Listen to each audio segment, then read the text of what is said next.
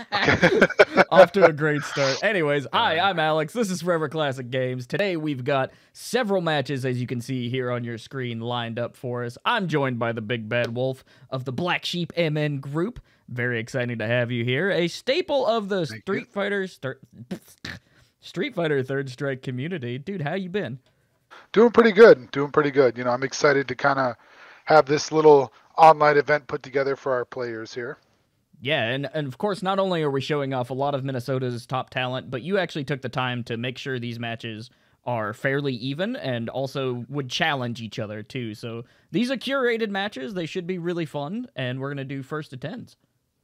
Yeah, no, I'm excited. Yeah, I've played with some of these other players. You know, Roshi and Velo from. I met Velo at Combo Breaker, but these are players that are part of the Stupid Strike, I think, Discord group. So I got to play them, you know, hang out with them a little bit, and I thought, you know, hey, it'd be good to have these guys kind of play some of our Minnesota players. So I kind of did some communicating and talked to them and got things set up.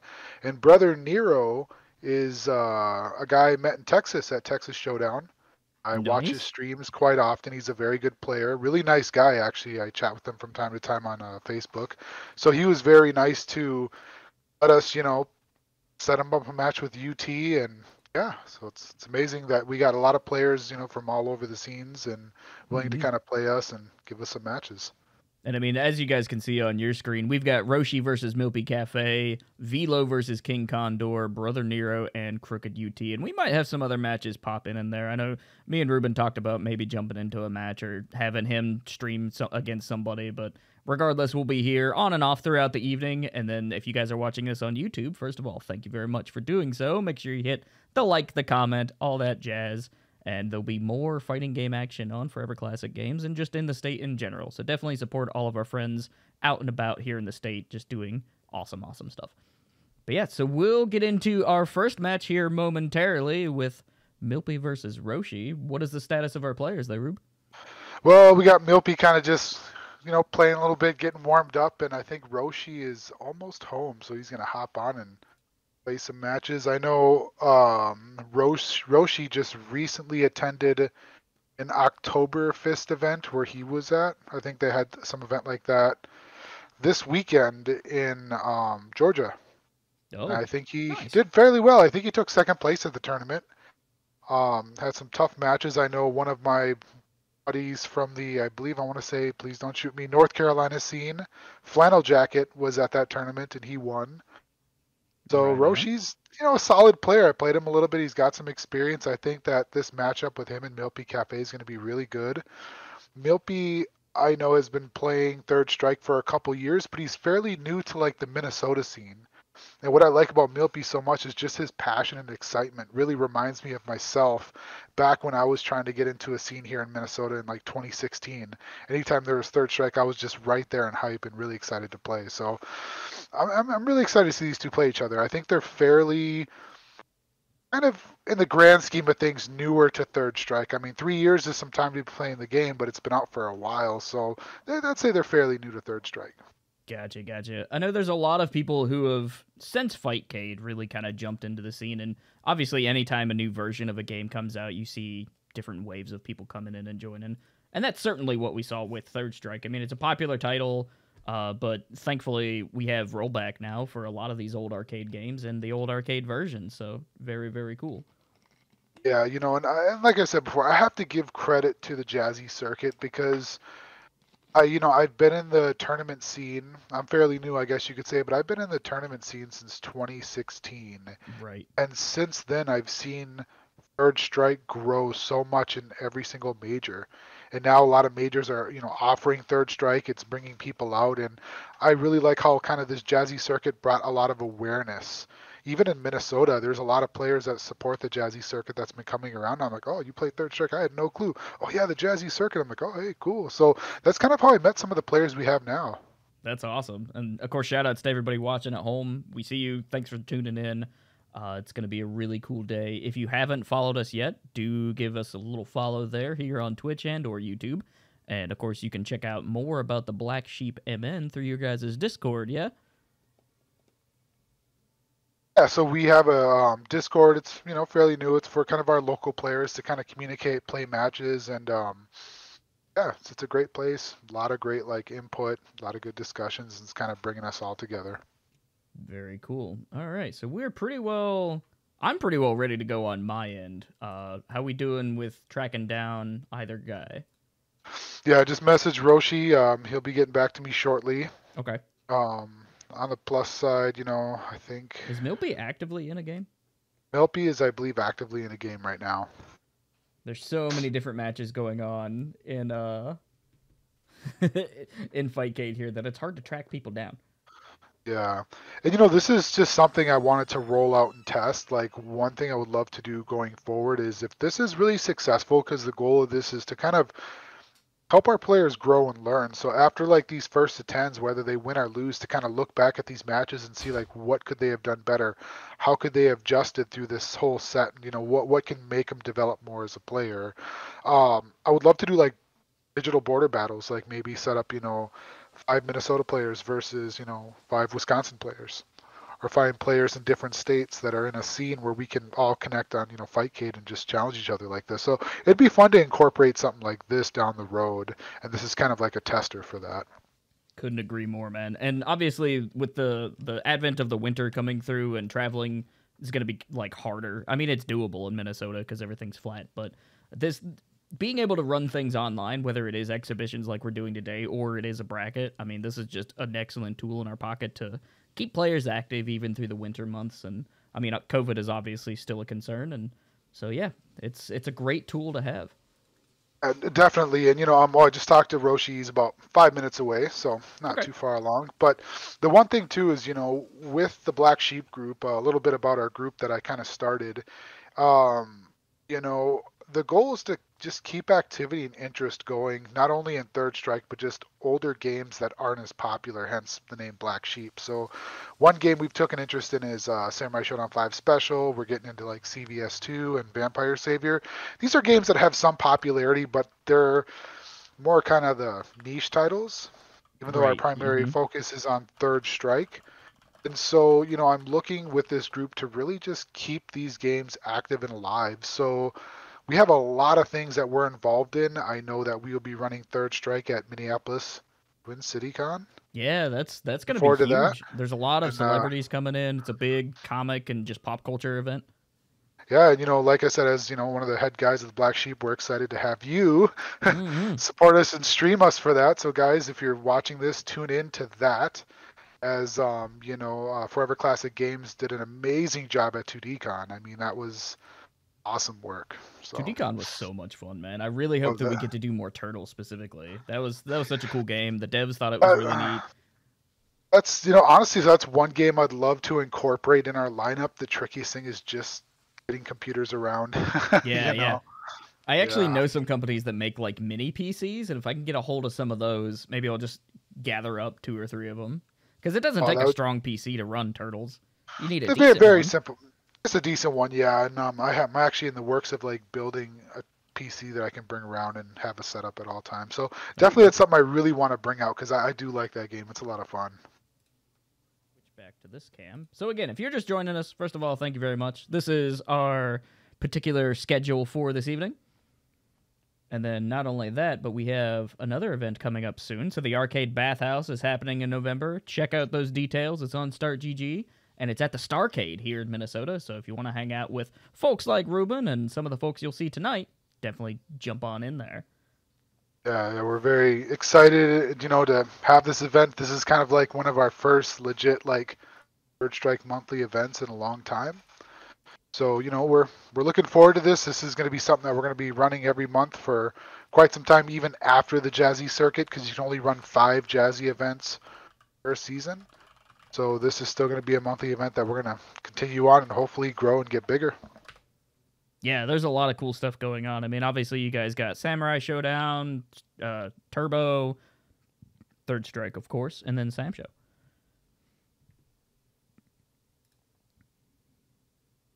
Yeah, so if you see Milpy's match come up, let me know. But But I told them the challenge. Okay, yep, they are just now playing. yep, I just found it. Okay, so let me pull that up, We're getting into this now. and then let them know that they can kind of reset here once we actually get going with it. Basically, as long as I have the stage, we're good to start, but...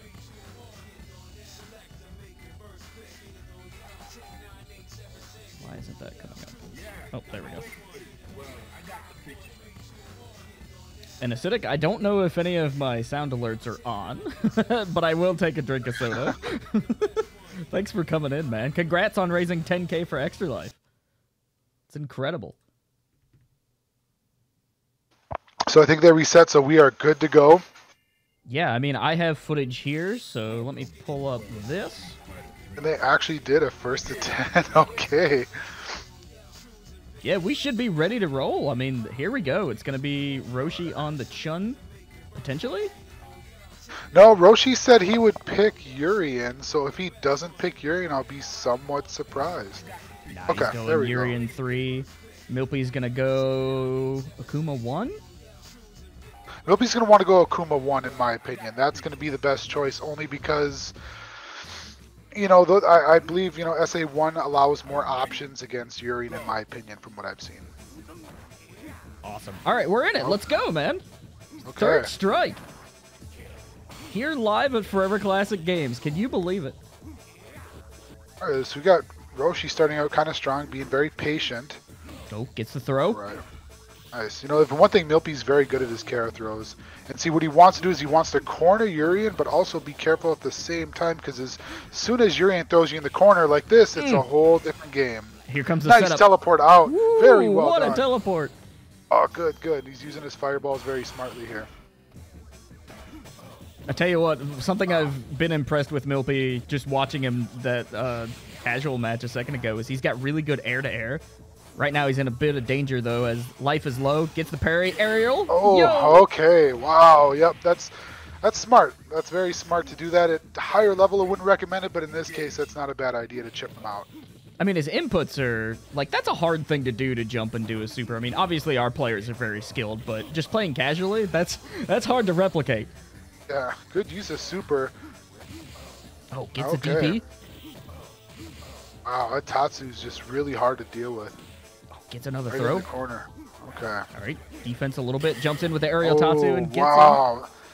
So this is a hard matchup for Urien. It's definitely somewhat in Akuma's favor, but again, if it gets in the corner, it can change up the whole game plan. But you got to remember now, this is a 1st to 10, so it's good to start out strong. It's good to keep that momentum, but with the right amount of adjustment, anything can change. Now, I didn't disclose this to Roshi, but loser can change characters. Okay. Now, here's the other thing, too. Like you're talking about, adaptability is going to be a huge factor. Because, I mean, we're in it for the long haul. 1st to 10. Yeah. Learning right patterns. That's going to be huge. So Lots of throws on either side. Yeah, see, Urien's game plan is he wants to keep Akuma in the corner, because as soon as he builds the meter to get the Aegis Reflector, it's over. He can get that combo and right there. Nice spacing so far. What a teleport, though. Magic Pixel here for Milpy. Oh, good air-to-air.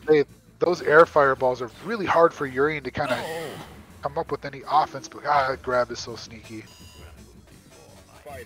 Something that I was appreciating there from Roshi was the absolute spacing, like hitting max distance for those heavies.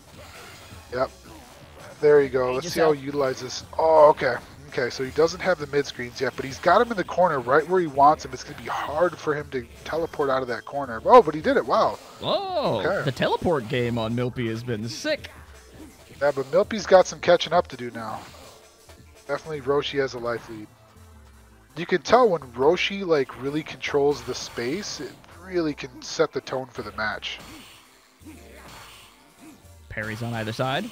Oh, that time he got it. He tripped up for that first tick. Okay. Mix up. Okay, ooh, wow. Now look at, oh, wow. Okay, back to back, keep it going. 18. Oh, nice throw. Good comeback from Milpy. Milpy, god damn, that was clean. All right.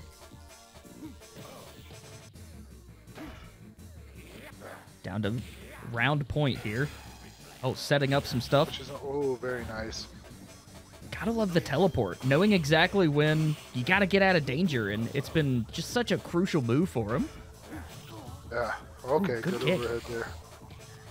That's hard to parry. He Normally I really just tried, though. Okay, he's in the corner. Let's see what he does now. Oh, he's not doing. Block push. That's going to be really tough there. Nice tackles. Yeah. Yeah. So as you can tell, this is a good match. It can go either way. There's times when Akuma has a life lead, and you know, and Roshi just comes right back.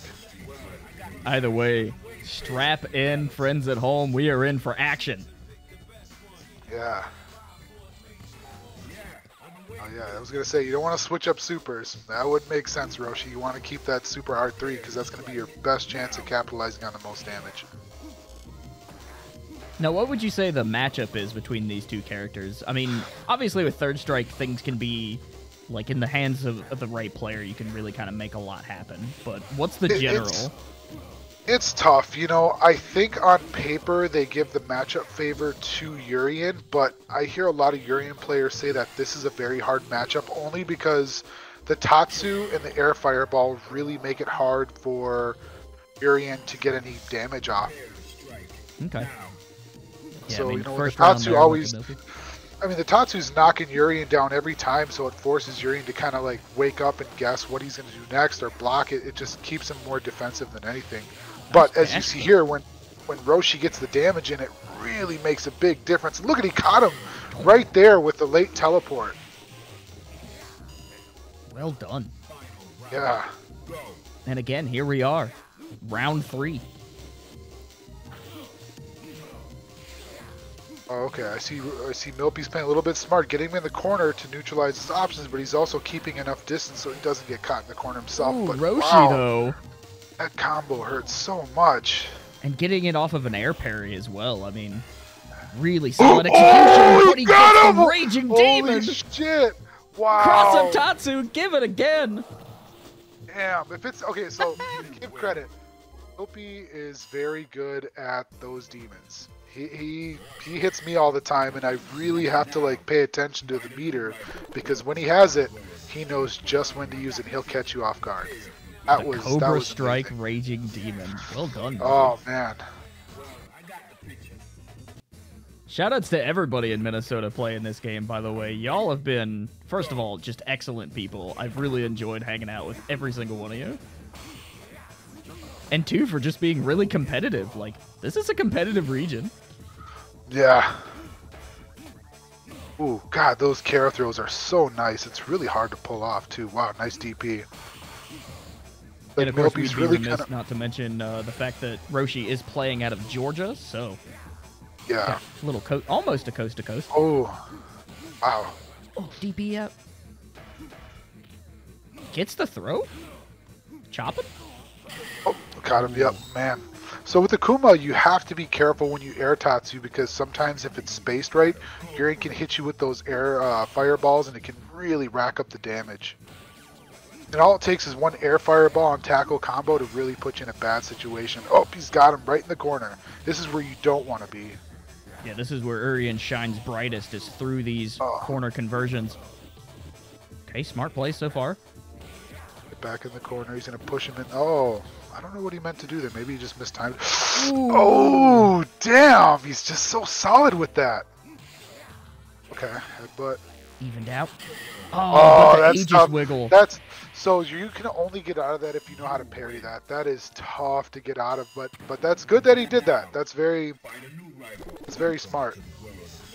2-2, man. This is a close. It could go either way. I'm seeing good things from both players. Like, this is really exciting. This is exactly what we were hoping for, setting this up. You did an excellent job picking the players, by the way, so congrats. I try. I mean, you know, when I play these guys, I try to gauge a little bit of who would, you know, pair up well against each other, and I think this is a good one.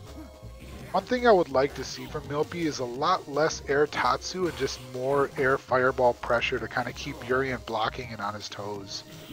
He's doing a lot of air Tatsus, which I see he's getting caught. And that's where Roshi's getting most of his damage. Oh, nice punish. I like that Milpy's very momentum-based, but I think it's getting him caught when he doesn't hit him. Like, right there. See, that's where he's getting most of his damage. But I see Roshi's very playing very patiently, catching him at the right time. The other thing that I noticed Roshi do in that last round is Milpy would throw out a teleport, and Roshi is almost expecting those now. And so he was delaying his attacks to hit right where Akuma's going to be. Yeah. Nice defense so far. Oh, Trade here, but Urian wins out. Yep. You're going to want to block. He's going to go low. He's going to go high. Yep. Oh, Ooh. no. Oh, he what? Didn't get in the Wait, throw? now, I'm surprised about that one. Oh, come on. No taunting. Okay, well, I should, okay. I mean... That was a hell of a everyone's throw, different. Yeah. I mean, damn. I didn't think he would jump out like that. I would say just for sportsmanship, probably no taunting after a win. I'm personally against that, but to each their own. I would say that was very good at getting out of that. I thought he would have got hit. That really surprised me. Hopefully that can kind of fuel Milpy to come back and so I see that Milpy's having more success just with the neutral Tatsu. Just like that. Yeah, it's so almost like he's using it as an approach more than anything.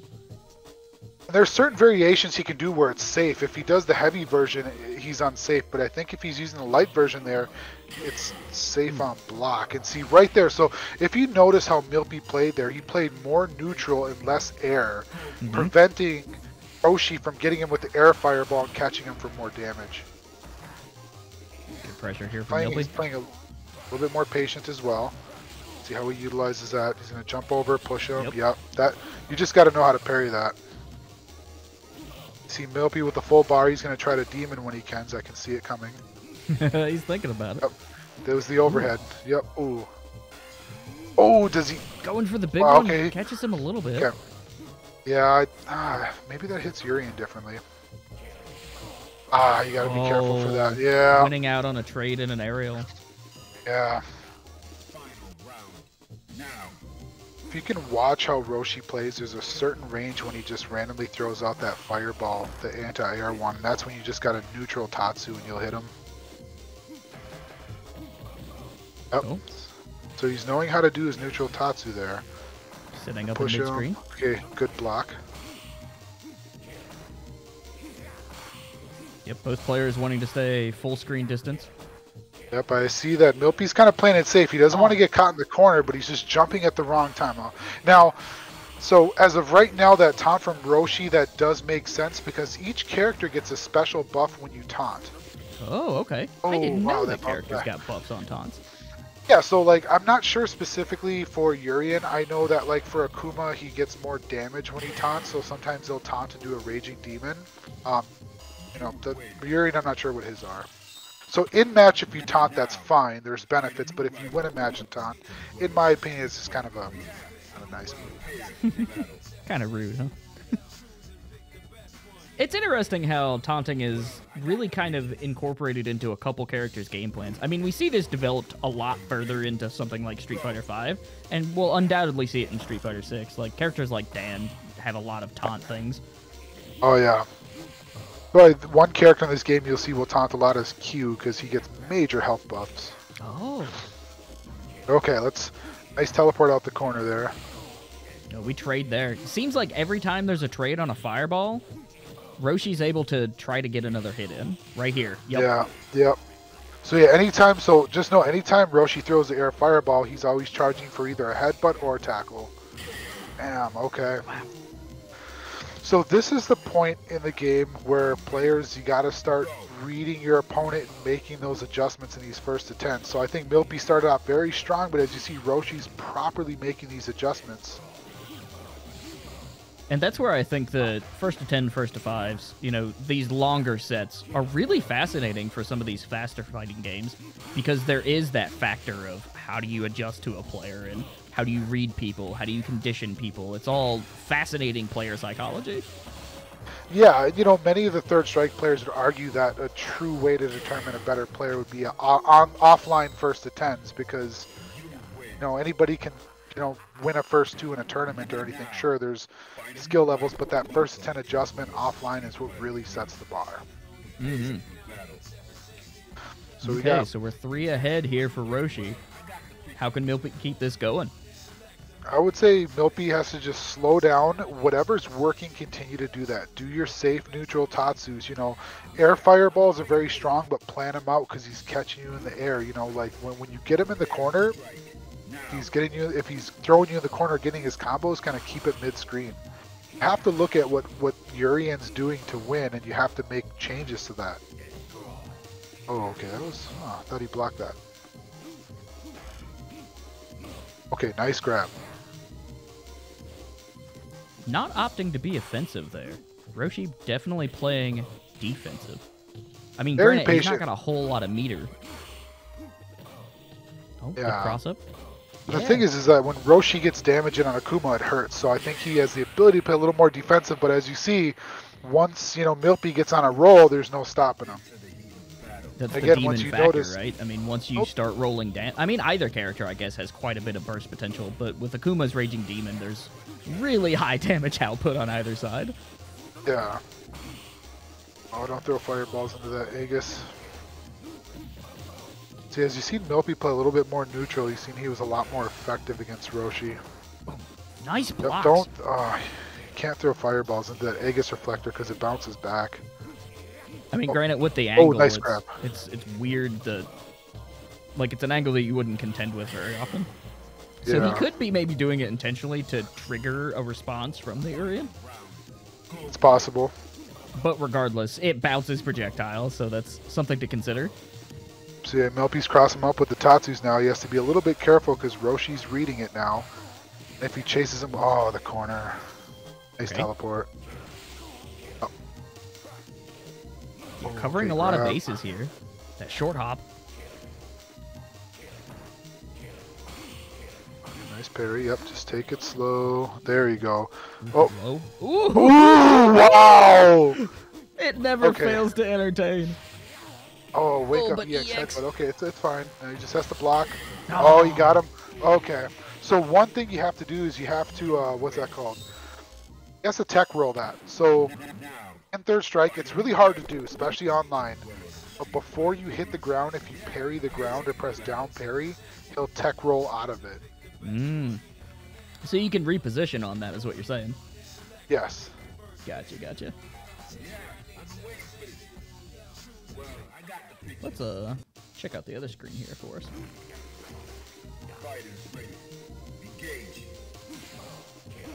Yeah, so currently Roshi's sitting at a 6. Oh yeah, oh, the screen's nice. Yeah, I like the fact that I really have to shout out TSH, the tournament stream helper tool. It's fantastic, man. Like, all I do is put in the stuff, it pulls up the right assets, it's clean. And I love, like, making sure our players look their best. That's my whole goal in doing these events. Wow. Yeah.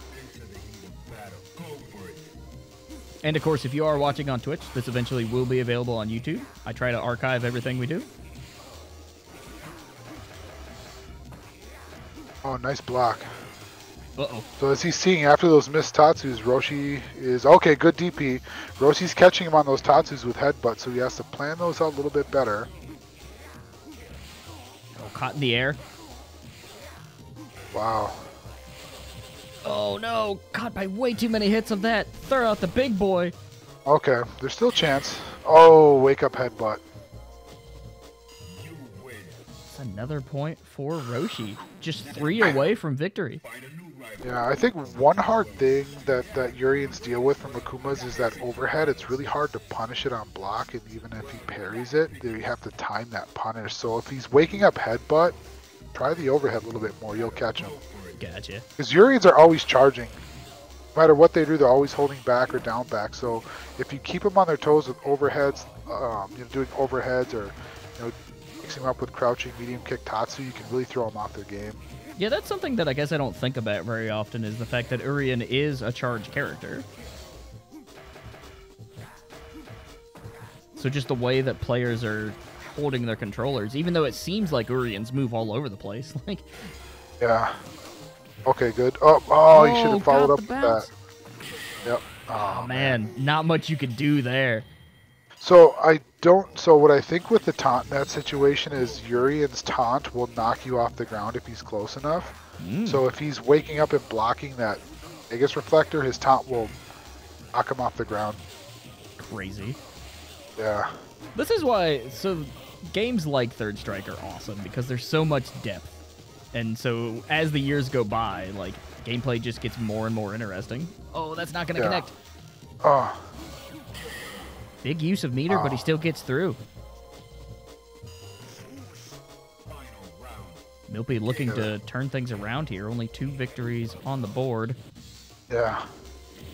Okay, nice dash. I like that dash back. I think he dashed back to see if he would press buttons, but he didn't. Still, though, he's got him in the corner. Oh, that headbutt. Okay, good. See, he tech rolled that. You see, so by tech rolling that put him out of danger there. And it's harder to do offline, and then when Urian like does his Aegis reflector, it's hard to time it. So it's not easy, but it's something to definitely work on when you're playing against this matchup here. Oh, EX. Okay. Okay, though, Kuma has 2 bars and he has way more health, so it's still in his favor. Okay, there we go. Gets through with the Tatsu. Well done. Yeah.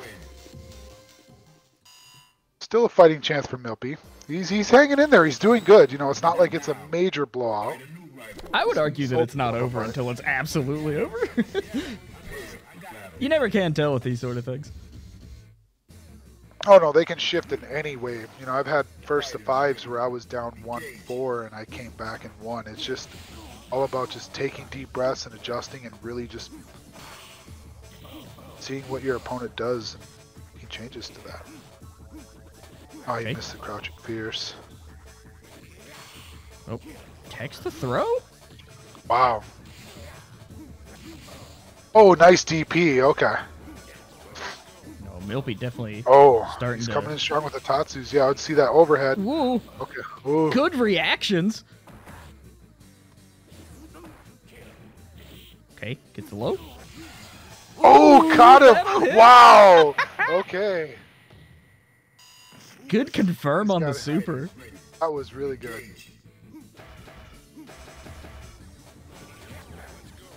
He's in the corner. He's got to be careful now.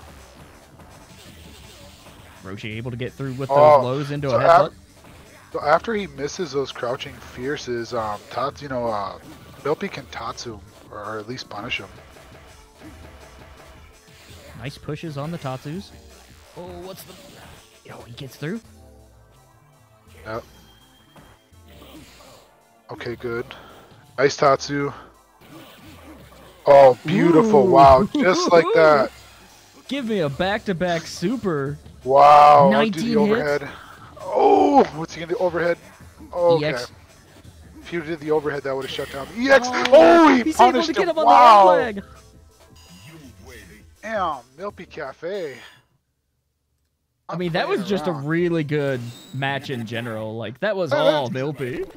Yeah, you know, it's Roshi's playing solid, but when you're kind of in the corner in a jam like that, the nerves can get to you. And, okay, good, he's sticking with Urian. You know, it's easy to want to switch up characters. It can really change the dynamic of a game, but I mean, these are such good matches. I wouldn't switch up yet. No, I would mostly just stick where you're at. I mean, obviously it's interesting because these are players who are most comfortable, arguably, with these characters. So this is representative of who they are. Yeah. Nice blocks on either side. Yeah. A good fireball. So you see, as you see, Roshi's kind of expecting him to go in the air, so he's pressing them air fireballs. Milpy would just Tatsu that, he'd catch him doing that. He's in the corner. Oh, nice parry. Ooh. Sweep. Sweep. Oh, nice air. Wow. So we got Milpy really kind of capitalizing on, you know, these moves here. He's really making the most damage out of the opportunities that he has. Oh, caught him in the air. He's going to tackle. All right. Okay, charge that just to throw up the timing a little bit. Caught in a throw. Roshi setting up shop. Oh. Yeah. So he's got his mid-screen unblockables down pretty well. Good Tatsu out there. Oh, but he's got even though Roshi has a life lead, you know, we've seen Milpy come back as he's really looking strong right now. Great momentum. Oh, he caught him. Wow. So wow. So Roshi had the opportunity to jump out of that because he hit him with the kick, but I think he was busy holding down back or charging something. That's wild. So yeah, and so that's the thing, that's what makes it hard for Yuri too, is he's charging something. Oh, because as soon as he hit, yeah, okay, so tables are turning. This is the adaptation we were talking about earlier in the set. Yeah, and you got to take into mind too. When you're winning, losing, you got the momentum, you feel the pressure. These first attempts take a lot out of you. Yeah, they are certainly endurances, especially in any game, but in some games with longer matches, it can be more tiring. And obviously in Third Strike, there's a lot of different things happening as far as what your plans, what you're pressing, and, endurance is a factor.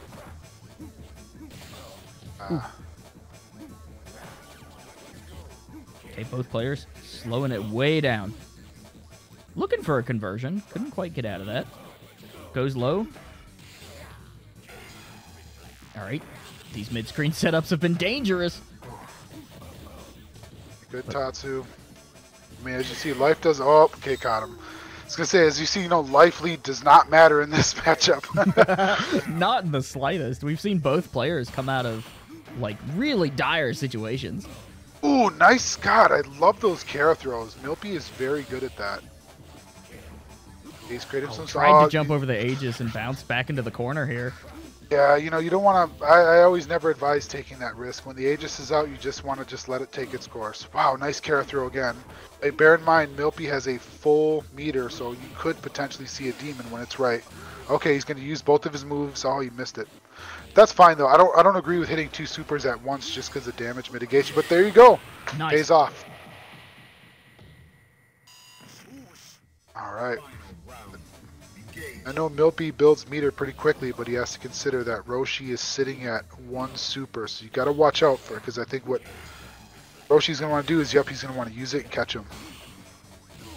Oh, you don't want to jump Jumping over into that. the Aegis again. The angling of that is really, really hard to get down. Yeah. Oh, okay. Nice dive kick. Nice. Oh, nice grab. Okay, he gets out I of the like corner. Roshi's exit strategy there. Yeah. Oh, the Oh, but, EX. okay, so Milpy was going for the demon. Up, and I think he was going for, okay, Oh, KKD. Oh, okay, he's got space now, just Don't jump over that. for Akuma. Oh, Air fires. Nice. Oh my goodness. Oh, Gets through. oh, Tries did it he? Wow. Wow. And you can kind of see that maybe the nerves are getting to some of these players, because there's a couple of mistakes that they could have capitalized on. But that happens, though. And sometimes it's good for these things to happen in these matches, because when you recognize it for other events like tournaments and other first attempts, you can kind of learn to work on those nerves or work through them, Yeah, there's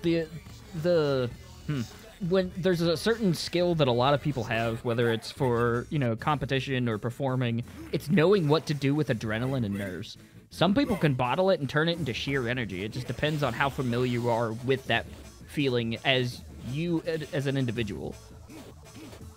Ooh, Back-to-back nice throw. character. Wow. Okay, gets the DP. I like these dive kicks. Those demon flips are just really hard to deal with, especially for charge characters, and you can see that Milpy recognizes that, and he's using that to his advantage. Couldn't get a hit, but building meter. So what Roshi could technically do in that situation when he let out the Aegis reflectors, he could have done his, I don't know what the hell these moves are called, where he goes over on the other side, like his, fuck, I wish I knew the name of these moves, but he could have caught him in an unblockable, potentially. Oh, okay. Yeah, I mean, between the two of us, you're the most familiar with the entire cast, I would say, of Third Strike. I mean, I know a bunch of it because I've watched y'all play. Yeah. I mean, I've seen a lot. One thing I got to familiarize myself is just the name of some of the moves. Couldn't quite get that third parry, but that's fine. Still mid-screen. One fireball gets through, misses a throw. Oh. Okay, he's got him right where he wants him. Milpy on the offensive. Gets a chop. Okay. It's not over yet for Roshi. Oh, that's not going to show. Oh, gets wow. through. I wonder what he tried to do, because he could have blocked that. I think he tried to parry it, but Urian has enough health where he could have blocked it and then punished him and potentially killed Milpy.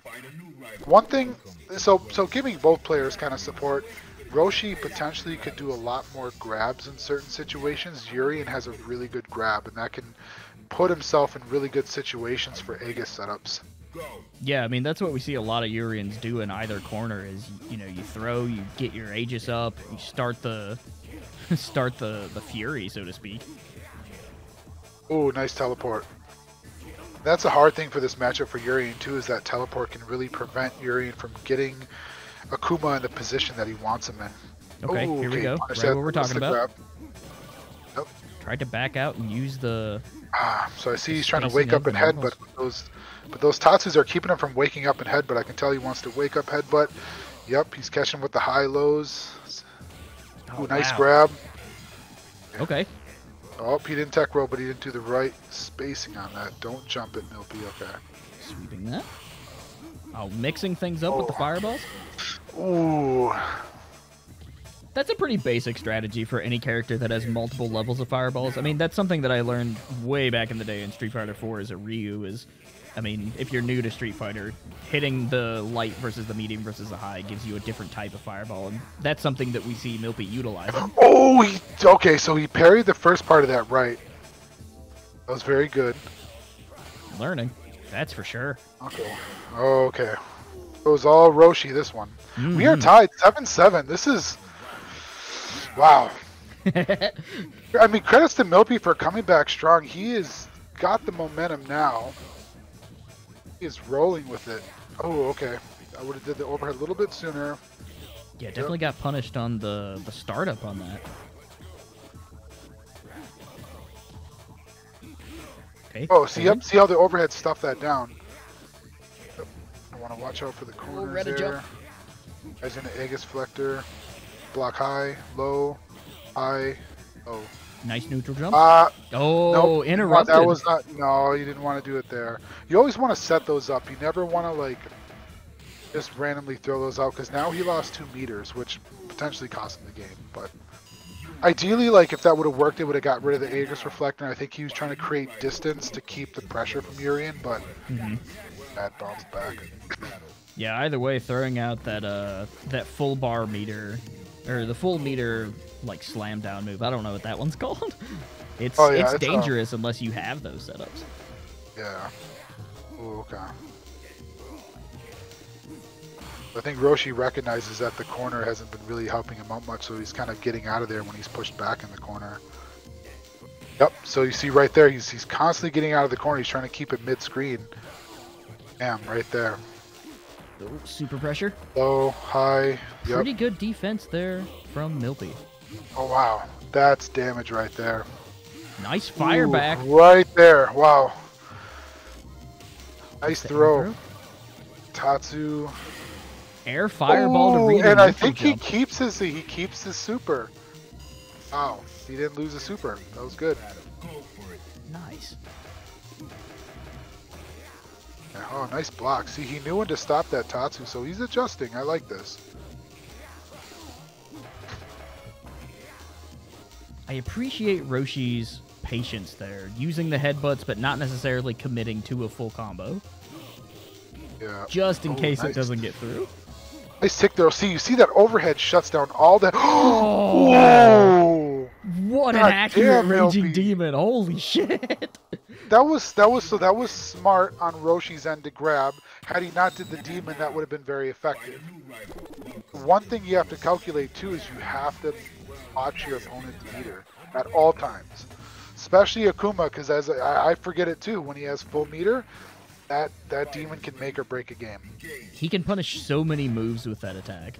Like it's really like it's like a Cobra Strike. You never know until you're dead. God damn. Oh man, you know that's one thing I think that'll really set Milpy aside from a lot of players that I've seen, especially Akuma players, is his care grab is the best.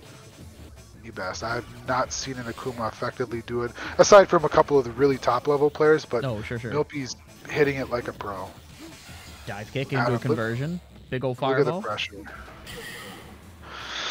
So again, at this point, late in the game, it's close. You know, there's decision fatigue that plays into this. You know, this is where, you know, I'd love to see, you know, Roshi kind of really just collect himself and bring it together, because I know the momentum currently is in Milpy's hands, but he's fighting back. Nice DP. Oh, wow. See, that grab. But oh, Milpy's right out. That's good. A lot of back and forth in this round. Aegis Reflector. Yep, he's gonna hit it again to confirm the kill. Setup. Nice. Yeah. Now, if I was Roshi, I would have saved it going into the second round because now you got to build that meter up again, and you have Akuma with 2 full bars. That's scary. Yep. I mean, round by round decisions like we're talking, that can also be huge in Street Fighter. Oh yeah, meter management is huge in this game. Oh, okay, he's out the corner. Is Roshi still trying to build the meter? Through, even though he threw out the air fireball? Yep. Oh, nice. Yep. Blocking, just patience. Okay. Good defense from Milpy. See, Roshi's trying to build the meter to get another Aegis Reflect. Oh, you got to be careful where you poke. Damn, dashing demon. That's dead. Wow. Okay. Potential game point up next for Milpy. Roshi might switch characters. We'll see. He might switch characters. Does he play any other characters? No, he does. Okay, respectfully. That I don't know, but okay. I think he has a couple, but he's going to rock it out for Urian. Now, it's not over yet. Oh, no. He is looking really strong right now. Gotta love how good people have gotten with these retro titles. Oh, yeah. Okay, just push. Okay, he's walking up, grabbing. Okay, nice overhead. Yeah, Tatsu's. Yeah, so I think Milpy's kind of reading a lot of things that Roshi's doing, and he's really capitalizing, preventing Roshi from getting any nice throw. Offense. Wow, okay. Game point. Oh, comes down here. Can our Minnesota Shoto take it home? Or can Roshi keep it going? Good start so far from Roshi. Oh, nice tackle. Teleport out. Sometimes you just gotta escape. Text the throw there. Whoa, scrappy. Uh-oh. Oh, good. He kind of ready goes high first. Yep. Not a lot of damage on either tick, but Roshi stays alive. All right. This is keeping me on the edge of my seat, no lie. Meter advantage right now goes to Milpy. As he's maxed out, this could be huge. Yep. The right-hand corner pressure has been really stellar. Oh, okay. Those Tatsus are so hard to deal with. Looking for lows. Oh, he canceled Demon. Yo! Wow. What a way to finish it. MilpyCafe Milpy takes the first to 10. It was close. Damn. It was a good matchup. It was a very good matchup. That was intense. Damn. The canceled demon flip into the raging demon. Wow. That's I just want to give a shout out to Roshi, being a team player. I reached out to him, told him about what I was looking to do, and he was very eager and excited to do this. So shout outs to him. I would love to set something like this up again, maybe 4 or 5 months down the road when these players grow and get better, and to see him kind of go at it again as like the rematch from now, when these players have leveled up and got some experience playing in their scenes. But this was a really good match. I think it was fairly close. I mean, both players really showed up well. It could have gone either way. Everything's coming in. Yeah, that's my take. This was awesome. They'll come up here shortly. There we go. Okay. Okay, so as far as I can tell, it's actually the other way around. So I can swap these guys. Okay. There we go. Cool. You can see everything? Yep. Nice. So Velocirap. Okay. Liebchen or Velo, I think he said, is totally fine as far as how we refer to him. So I thought he'd be going with Chun on this one, but we have a Yun matchup now. Yeah, Yun versus Nero, which I wasn't aware that Condor plays Nero until just a little bit ago when I was watching him just kind of dink around. Yeah, this is gonna be. This is gonna be a tough one. I know we don't have too many Yuns in our scene except for Shia, who is a very good Yun. Oh yeah, for sure. Know that. I believe that our UT plays a little bit of Yun, but let's see how this goes here. Yeah, we're good to go. Here we go. Ooh. Now, like I was talking about right before you came in, I'm just excited that we can do this from home like this. Like, this works. Oh yeah.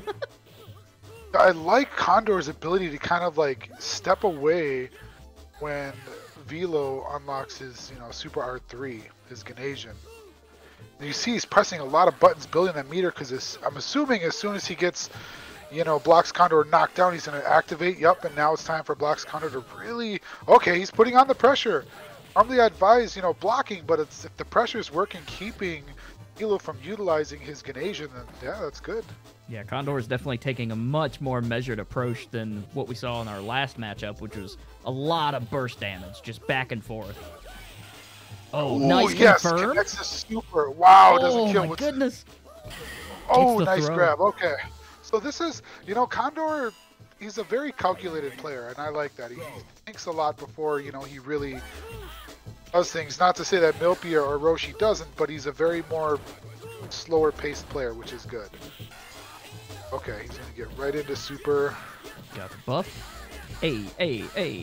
Oh my goodness. Yeah, it's normally it's advised to just really block as best as you can.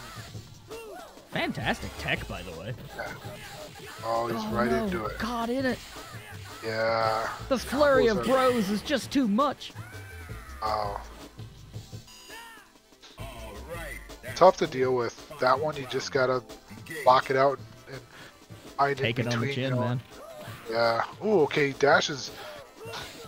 Oh, nice. Stops him from in there. As you see, like, Velo style, he's kind of really dancing around Necro, so it's hard for Necro to really keep him grounded, but already, Oh, that's very smart. That's very smart.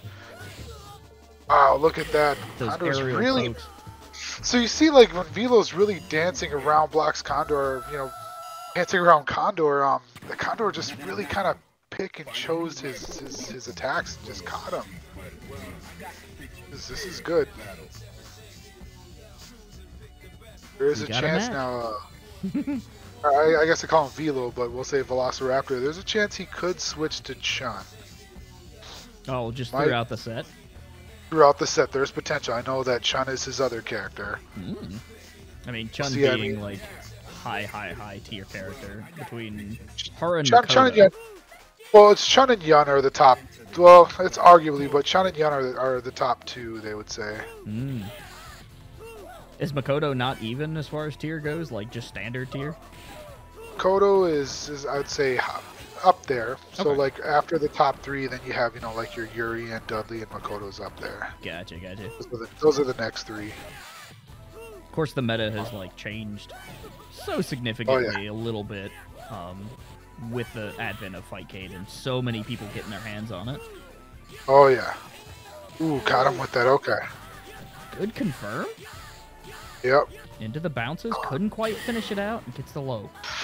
Yeah, that's all it takes is just a couple of supers to really just seal the deal with Yun. Yeah, the health just melts away because he's got so many extensions, right? Yeah. Once you get hit, you're just taking so much. Provided the execution is there. And that's exactly what we're getting right here as Velo puts on the hurt. What's the move? Okay, wake up super. Didn't work this time. I baited it out. There, nice grab in the corner. Now this is where Condor can really come with his mix-ups. Yeah. I would like to see more drilling in the corner to really keep him on his toes, but I think Condor can still come away with this, but he's got to watch out for the super now. Oh. He's got to play so perfect. Yeah, I mean, when he first contested the super, it worked out, but typically, like, unless you can read Yoon's patterns, you really just have to, as many of the good players would say, you got to hold it, Velo took that one. Okay. So we're 1-1. Are you ready? Go. Interesting that the Fightcade UI hasn't updated itself. Yeah. Which means I'll have to be in my toes. The hard thing is that, so it depends on, so I believe Velociraptor challenged Condor, so he didn't have his settings that updated for us. Oh, that's fine. Yeah. Oh, nice. So I think what Condor has to do is he really has to try to close the gap and capitalize on Velociraptor as he's jumping around and building meter, because every button he's pressing is building meter. Ooh, and see, once he unlocks that Super Art 3, he's good to go. But, oh, nice overhead. Love that. Okay, okay. Couldn't quite confirm it, but... Still a chance, though. Oh, Got him. downtown punch. This can be really tough for Necro to just get in and get damaged just because Yoon is so mobile and his buttons are pretty good. The other thing is, Yoon just moves so fast. Like, he can close the distance extremely quickly. Oh, got him in the corner. This is... Oh, okay. Nice grab. Nice. The good mix-up. See, I'd like to see Condor kind of use the grabs. So one of, like, Necro's strongest offensive moves is he has a really good neutral grab. He's got him in the corner. Oh, so much damage. Oh, good punish. Gotta watch those limbs. Yeah, those limbs, though. Ah. That's a tough one. All right, 2-1. See if Condor can adapt here. I see Condor you did switching win that supers. first one, right? He won the first one pretty convincingly. Yeah. Okay, good grab. See, anytime he gets close, you can always utilize that grab when he comes in. And I think what he has to do is, I think Condor just has to play a little more patient. Kind of pick up on the habits of what Velociraptor... Oh, that was okay. That was a good wake-up option. He's going to try to grab once he gets... Oh. Yeah. Okay. There you go, yep. Oh, he could have punished that. That's punishable. Okay, wake up. Okay, yep. Ooh. Cool. So he could have supered potentially because he didn't combo from that super. But I like how Condor is being he's blocking a little bit more.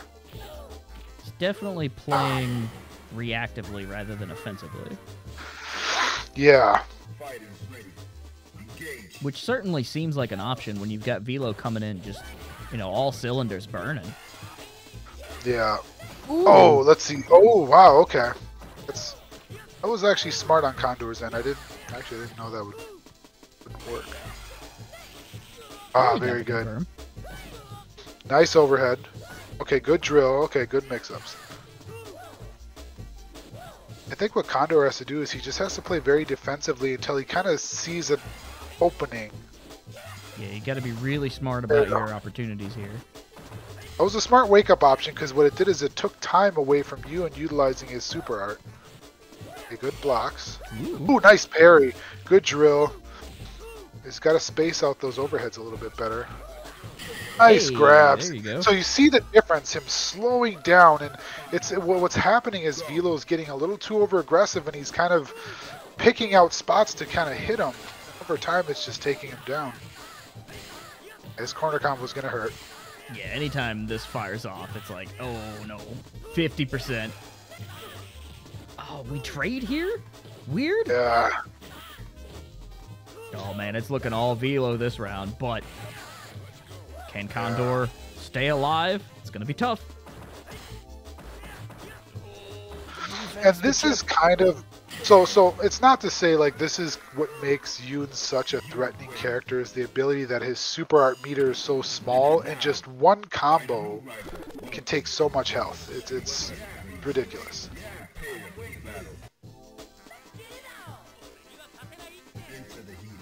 Definitely a scary character in the right hands. But what I like about Necro is he's so weird and like different from most of the cast. Very unique. Like the way he can link supers is really interesting to me. Yeah. Oh no. Ooh. And the back throw will do it. Into the heat of battle. Go for it. Liebchen off to a great start in this 1st to 10 set. Yeah. A lot of it comes to, just can come from just playing character matchup knowledge, and yeah, we don't have enough Yuns to really kind of know how to adapt this. Wow, great combo right there. Yo. Almost done. There you go. Fun, You know, but not a lot out of it. yeah, you know, it's normal though. Sometimes when you get in the moment, it's hard to capitalize off that. But definitely a good learning point to, you know, like after stun, what are your best options? Right, right. It was certainly a sick combo, but that EXDP will take another point. Yeah. This is a tough one for Necro. Necro is a very slower paced character, can be more on the aggressive side, but against Yun, this is a challenging one. Are you ready? Go. Ooh, nice. But yep, you got it. Yep, so he can. So that's actually very punishable off a block. Good pinwheel. Like the aggression. Oh, Oh, nice. very good. Every time he comes diving in, he could definitely utilize that electricity there. Yeah, the Blanca zap. Yep. One thing is you gotta just block. The only thing he can do. Oh, Gets the punish. yeah. Okay. That was good. Yo. Risky but good. I like it. That was Okay. sick. Condor coming back. It's the thing about these first to tens. It's not over till it's over. Yeah. Oh, beautifully done. Wow, his combos are down just right. Block from Velo here. Okay. You know, after he misses that dash in, I would grab that every time. That's a free grab right there. Ooh, okay. Wow, there you Gets go. the stun. Okay. Oh, Just a missed his 1, 2, combo. 3.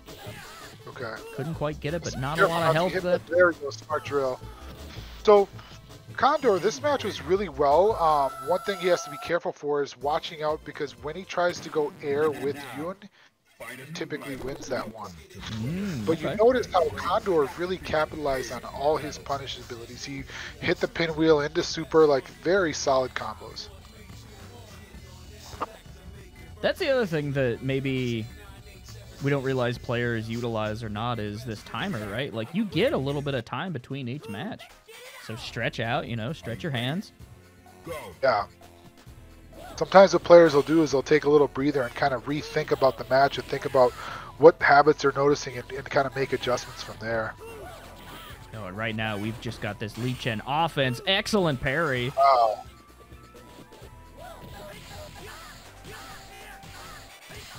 Ooh.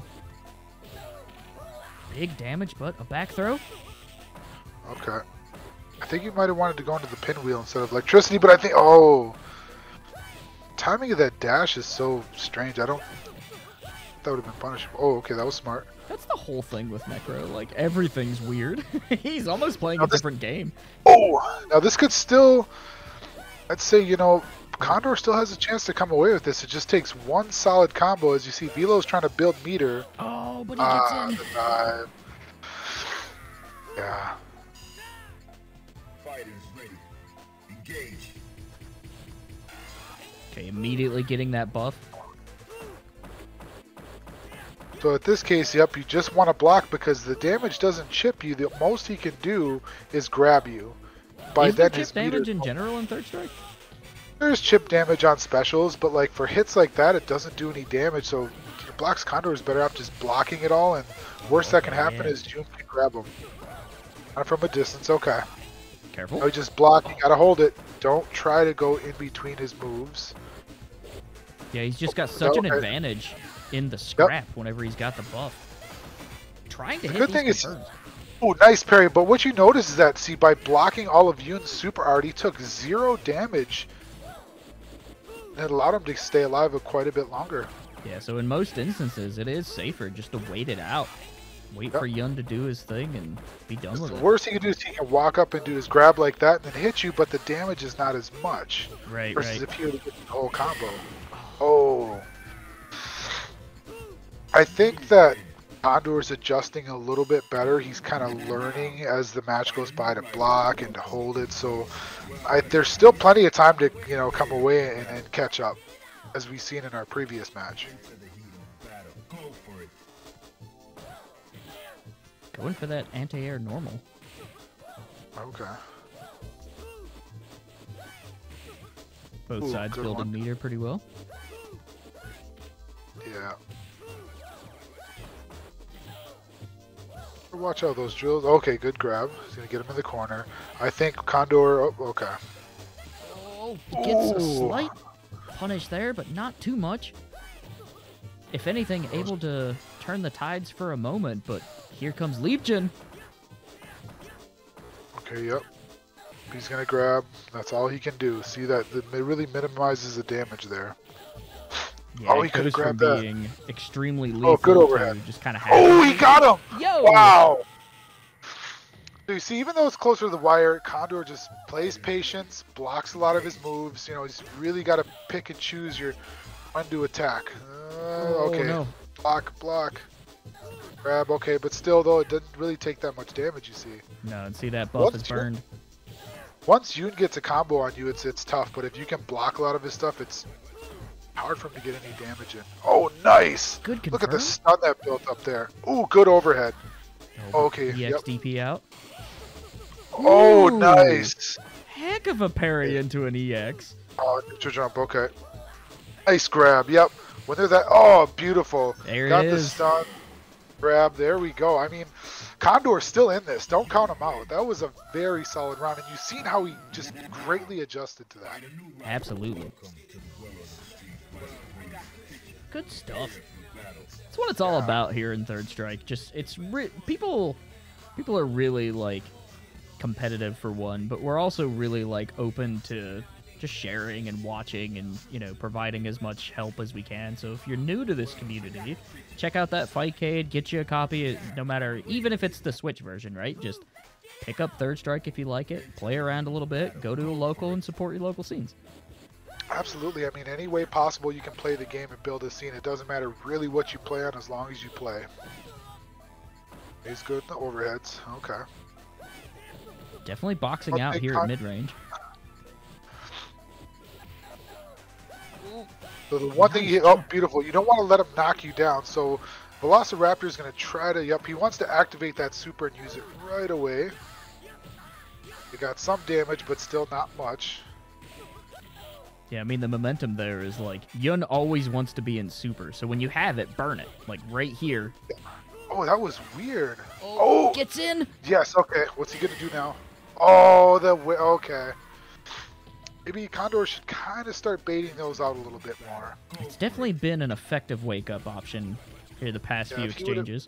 If he would have blocked, he probably would have won that one, but that's fine. It's a learning thing. Good parry. Ooh. I said the super, yeah. I think this super change was very good for Condor. Okay, he parried it. A valuable parry, too. Like, not only did he get it, but he got a lot of damage out of it. Yep. Okay, it's still in the game. Still got half stun meter, too. Good. That's good. Okay. Back up. Gets a poke. Gets a couple pokes. Oh, very good. Oh. Oh, I think he tried to do the electricity. He's still in it, though. Oh, beautiful. Okay, you know what? Some would argue and say don't waste it, but in this case, why not? I'd say that was a smart move. That was very smart. I mean, if anything, it absolutely...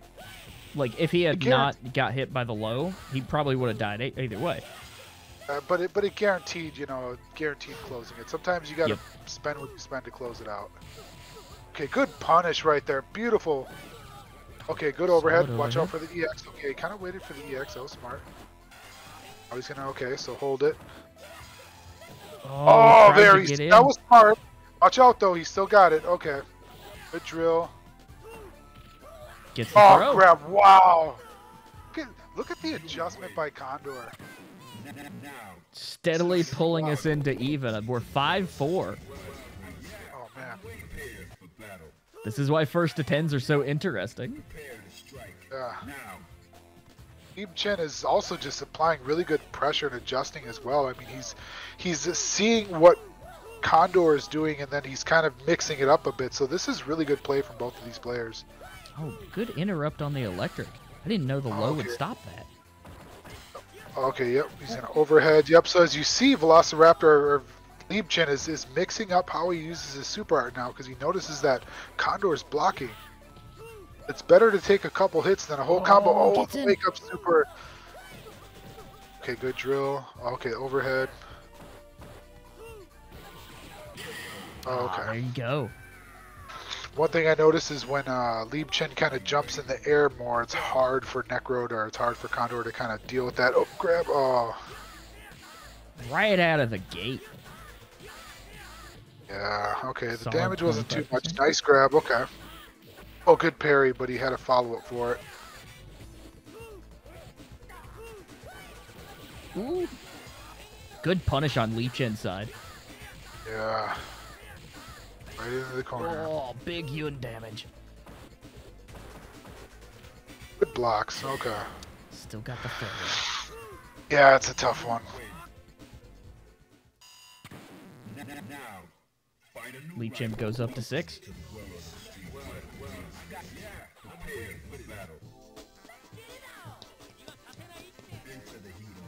Hope everybody's having a grand old time watching this at home. And by the way, if you are on the live Twitch channel, the VOD will be on YouTube eventually. So check that out. Right now, early start so far to Velo. Got the buff. Oh, grab, yeah. Oh, nice Velo's juggles. It's really overwhelming right now. Tough to deal with. Okay. Definitely got the momentum going. Oh, The okay. EX connects just a little. Gets an overhead. Watches Oh, the good. DP. Hey, look at that. Adaptations. Oh, nice. Oh, my goodness. Oh, beautiful. Yo. Wow. Condor. Condor. Holy crap, dude. What a I comeback. mean, that's all it takes is just knowing your punishes. He did the right thing at the right time. What was really crucial was waiting for that DP. Good blocking. Good blocking. He mitigated a lot of damage just from blocking. That's one thing that Third Strike people have to remember is parries is a tool in this game, but blocking is just important. Right. It If not is. more important than parrying. That's a part of your defensive kit. It's not all about parries, despite what hype as hell videos will tell you. Well, you know, like there's different styles between Japanese and American play styles, and Americans are more aggressive and they kind of, you know, go on parries a lot, where the Japanese are very calculated. They It's take interesting to less- see regional differences like that, right? Like, that's across yeah. multiple games. Like, you can tell certain areas play certain ways just by watching them. Ooh. Thank God we live in an age where we can get this online. Oh yeah. Okay, that's safe. Nice, nice. Keeping ooh, the pressure on. Very good. Oh, EX Oh, overhead? beautiful! Wow. Ooh. Oh, Condor. Wow, Condor. Answer's back. Man. That's been some. the one- That was a really clean match for Condor. What I like there. about Condor is it's easy to get somewhat, like, I don't want to say emotionally rattled, but like when Yun hits you in those sick combos and he's just in your face applying the pressure, it's easily to get startled. But if you can just breathe and slow down and compose yourself, you can still come out winning. And I'm seeing that from Condor. Of course, we don't know how he is on the other side, but just being able to handle the pressure, take a lot of damage, and to play smart and come back, that's really good. Yeah, that Good takes a tool lot to of have. skill from either side, right? Is figuring out like what's working and what gets through. Condor is just kind of starting to lock it in as far as the like timing and pacing of these scraps. Yep, buff here. Oh, Okay. Yeah, it's tough to deal with. Oh, good, okay. Those jaw, perfect. He's really spacing those jaw. Oh, wow, red parry. I didn't know he... Okay. apparently It's a we little can hard get to those do. on Fightcade. Well, yeah, no, I mean, yeah, I do it all the time, but I didn't know that. Okay, I'm a little surprised. Unless it was a mistake. If Velo continues to do that, I'll be very impressed. Oh, good. Oh, it's unsafe. So we keep things going. Max meter on either side. Oh, I beautiful. can't believe that got through. They say wake up super is a little scrubby, but sometimes if your opponent's getting too aggressive, it doesn't hurt to do it once because it forces them to kind of respect you. Okay, Yeah, he's just to grabbing let him him. know, like, hey, I've got a super in the tank. Yep, but you don't want to do up grab. Oh, he could have grabbed him and put him in the corner. The one thing that Condor should really utilize is when he blocks those dash-in attacks, he could grab him and put him right in the corner for a mix-up. Something I realized that Lieb is doing is he is hitting those lows when Condor is throwing out the electric. Yeah.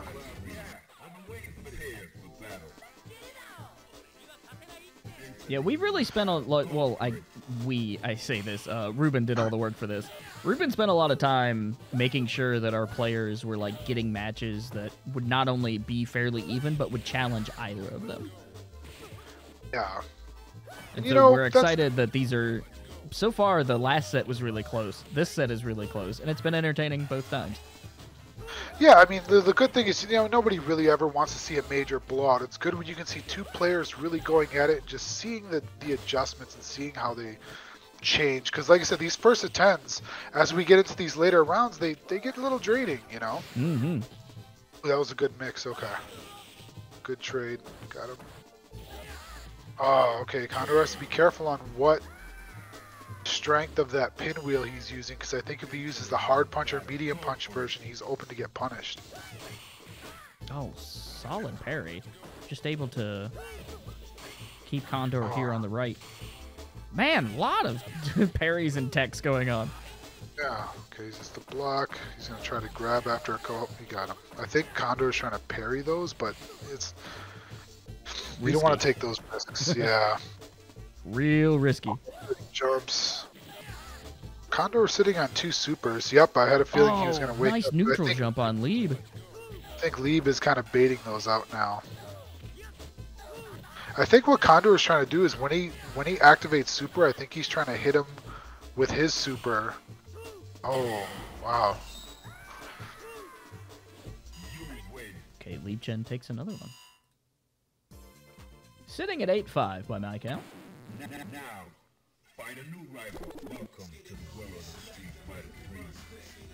Prepare for battle. So I just got word, unfortunately. I'm sorry to my fellow viewers, but I don't think that Brother Nero can make it tonight. Oh, really? Yeah, For he our sent third me a match? Yeah. Unfortunate. But regardless, maybe somebody else in the community wants to sit down and get a first attendant. We'd host it. Yeah, I'll double check on that. Okay. Oh, parry into throws? I think Condor was kind of expecting the wake up DP, which is smart. Oh, Gonna Condor happen. really putting it in. He gets the stun. There we go. Hey. Solid match. Battle. Go for it.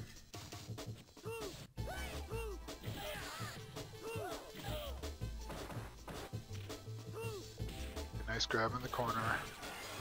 Okay, 1, 2, 3. Yeah, this one's gonna hurt. Pain. Okay, good grab in the corner. Oh, Condor. Okay. It's good though. If you look at it though, Condor is going into the next round with 2 full supers. True. He's got the advantage. Okay, missed the grab. Ooh, okay. Now this is where Condor really thrives, is when he has him in the corner. Oh, that was good. Let's get him back in the corner. Okay, so I can tell he's a little more patient on wake up, because he's expecting him to wake up and do that DP kick. Well, I would say that both players are doing moves on wake up. So regardless, they're trying to throw out something. Rather than just like doing a neutral jump or a block or whatever. Oh, the and he wake does up it. Wow. DP. Yeah. When it works, it works. All right, Liebchen sitting on 9. Can Condor keep things rolling for us here?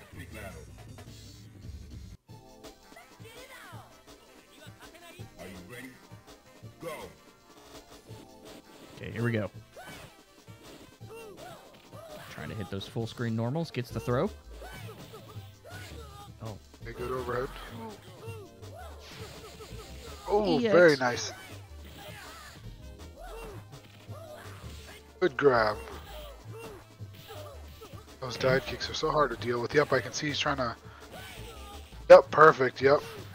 Oh, there's that wake up man. DP again. Good grab in the corner.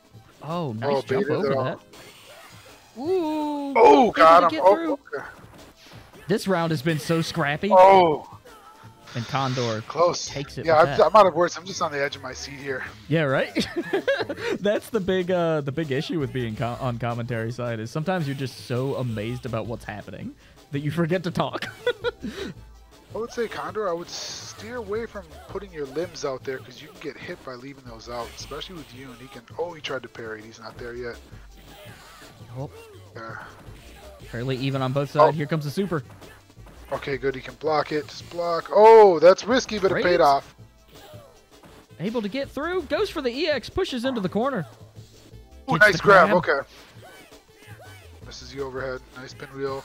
If I was Condor, when there's space created between him and Liebchen, I think it's crouching medium punch will help him build meter.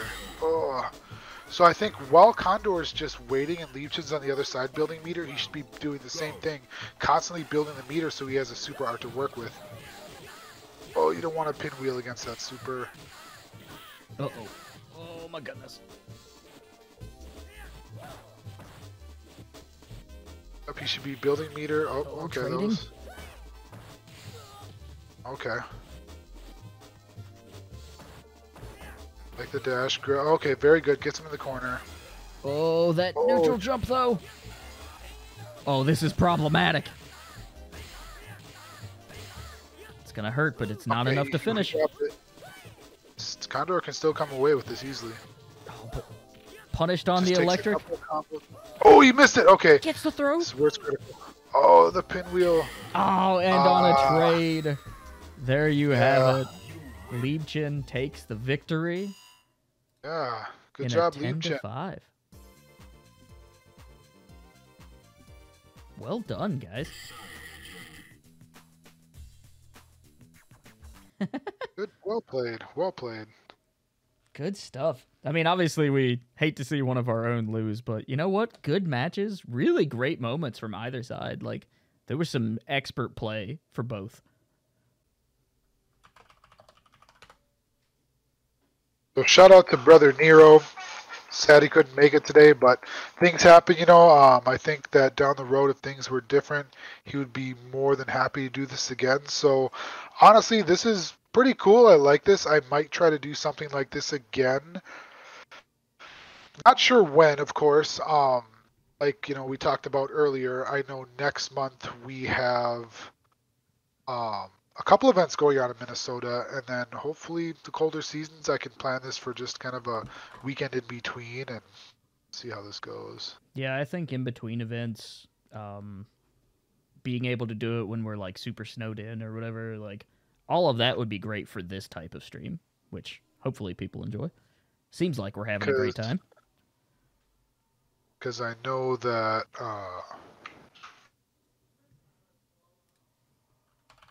see here. Okay, we got UTs ready. I'm gonna message this guy. Cool.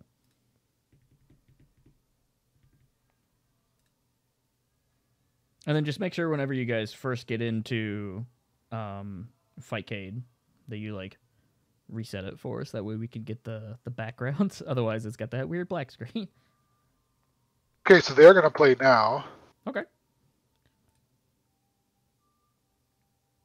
Yeah, so if they want to go ahead and jump into the lobby, then I'll pick them up here on Spectate.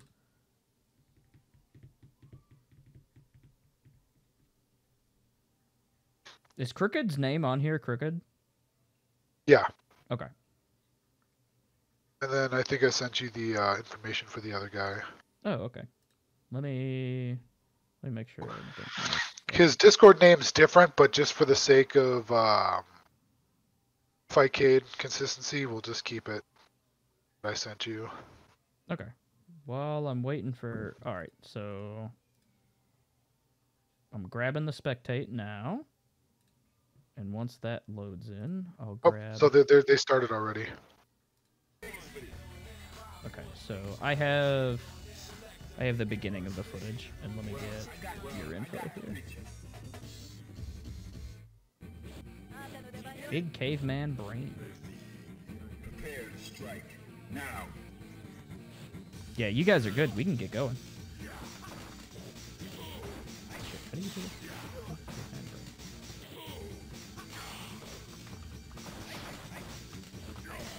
Okay, so yep, they are starting right now, and actually they're doing a legit 1st to 10.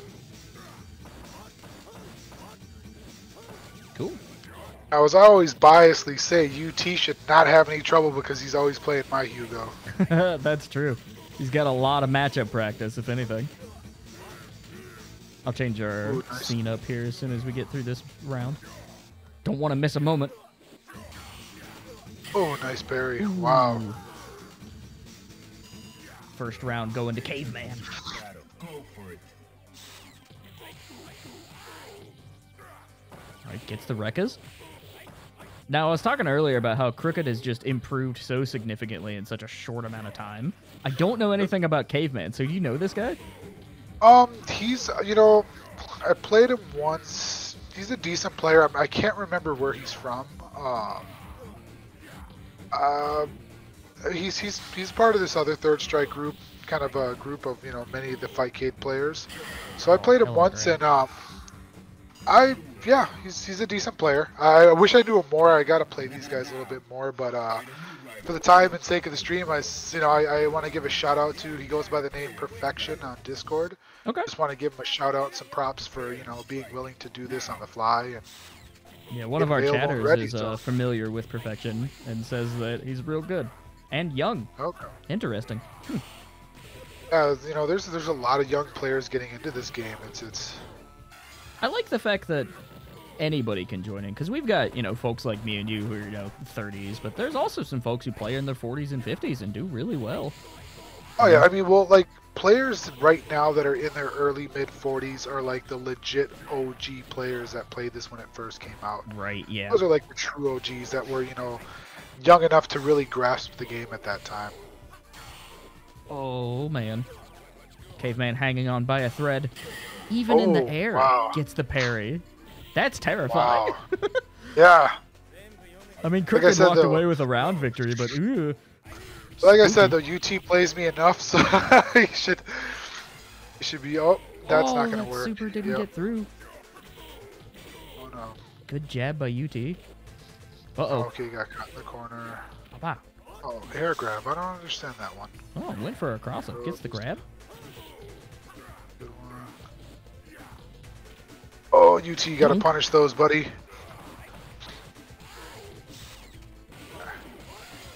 Uh-oh. Wow. The thing I like about UT's plays, he's just in your face, like he's not afraid.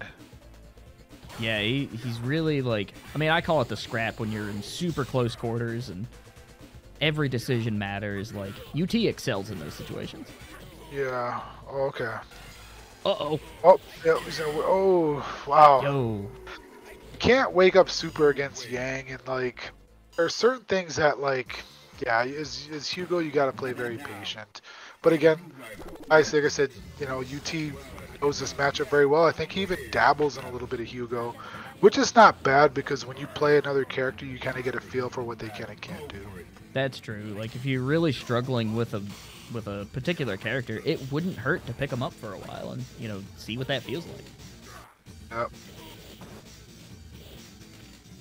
Wow, look at UT just really confident, just in the face of this Hugo player.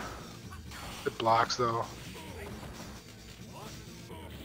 It's the grab. Wow, look at the damage already. Okay. Ooh, wake up EX Rekkas. That hurts. When it gets through, it hurts. Oh.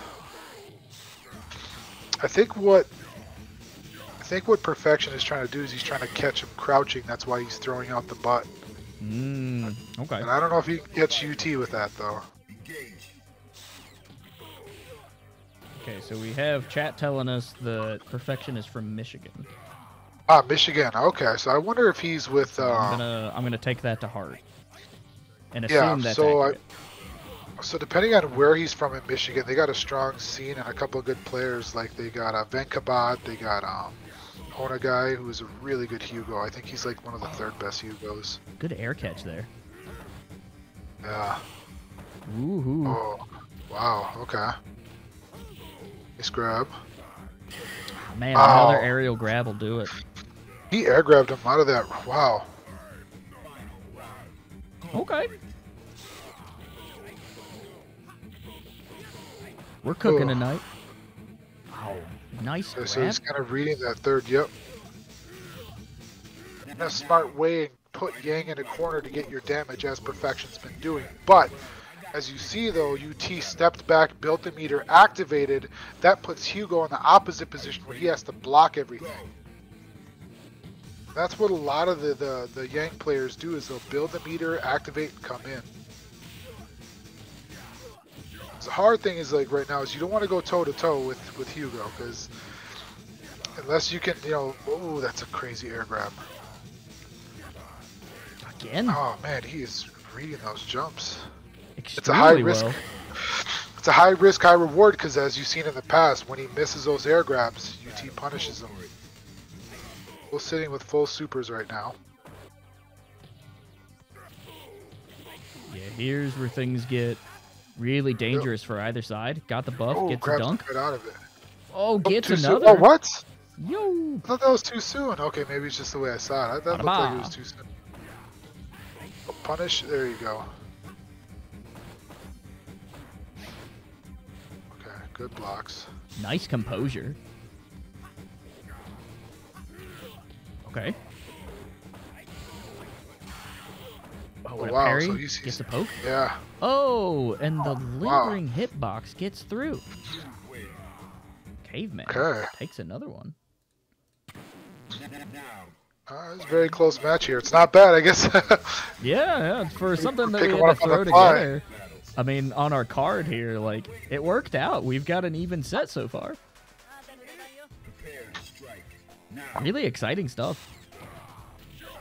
Ooh, he almost dashed right into the clap there. We gotta find Caveman on Twitter. Make sure he gets to see this on YouTube later. Oh yeah, well, I think Velo, he linked it in the group. Nice. The other thing too is like apparently Caveman does not go to a lot of locals because he's a younger player, but is constantly jumping into the online scene, so that's really cool. That's pretty. That's. Oh, he missed. Through. Okay.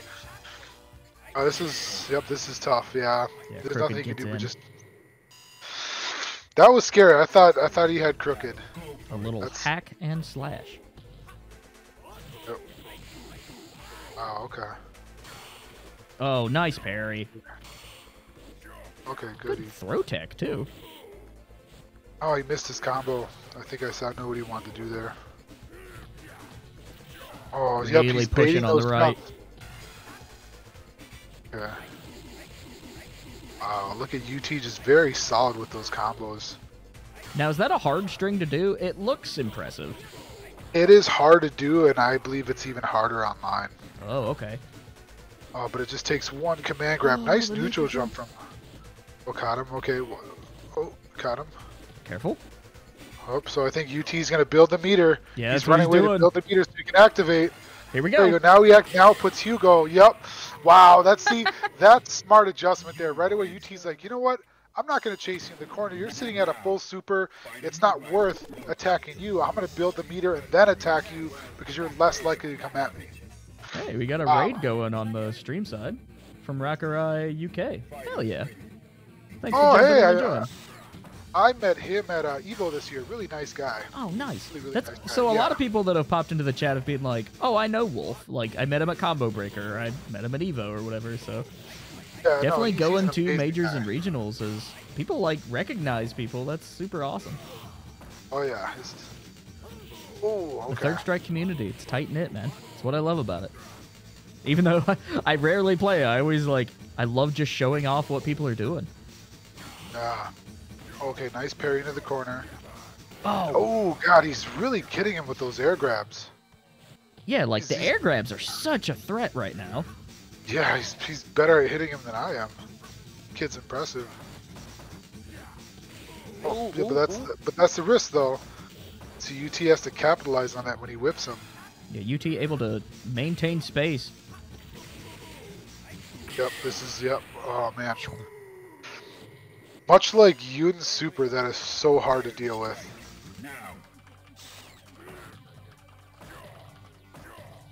Oh, those body splashes are a hard thing because you never know if he's gonna body splash or grab.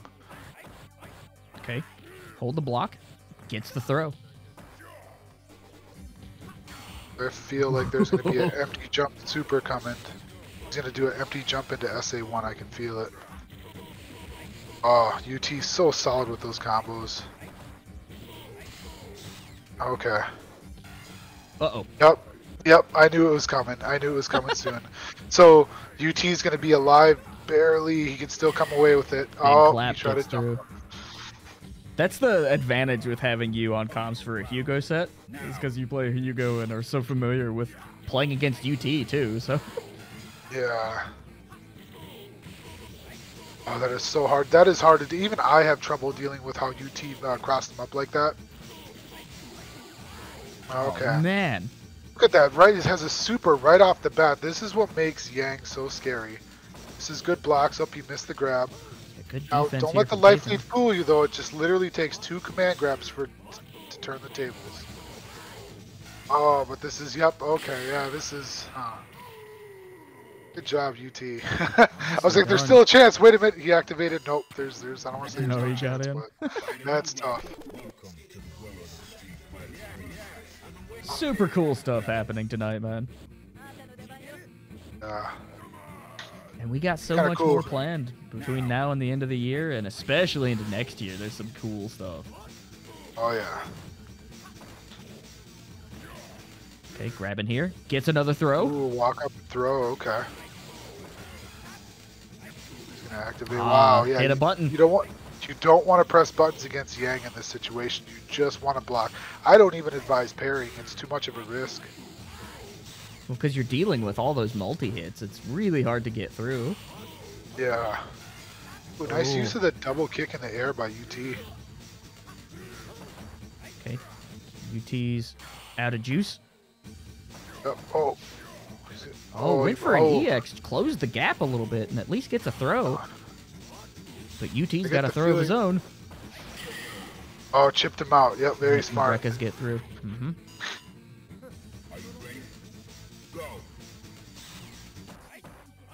Okay. Oh, wow. Okay, very good parry. Ooh. Corner. Wow. See how he walked right through him? Yeah, what a cross-up. Smart. I knew that threw him off. That would have threw me off, too. UT's definitely always keeping other players on their toes. I like that about his Yang. He catch you off guard. I remember he beat a very good player at 2DCon, his first tournament ever. He took 3rd place. It was a very tough tournament. There was a lot of good players at that tournament.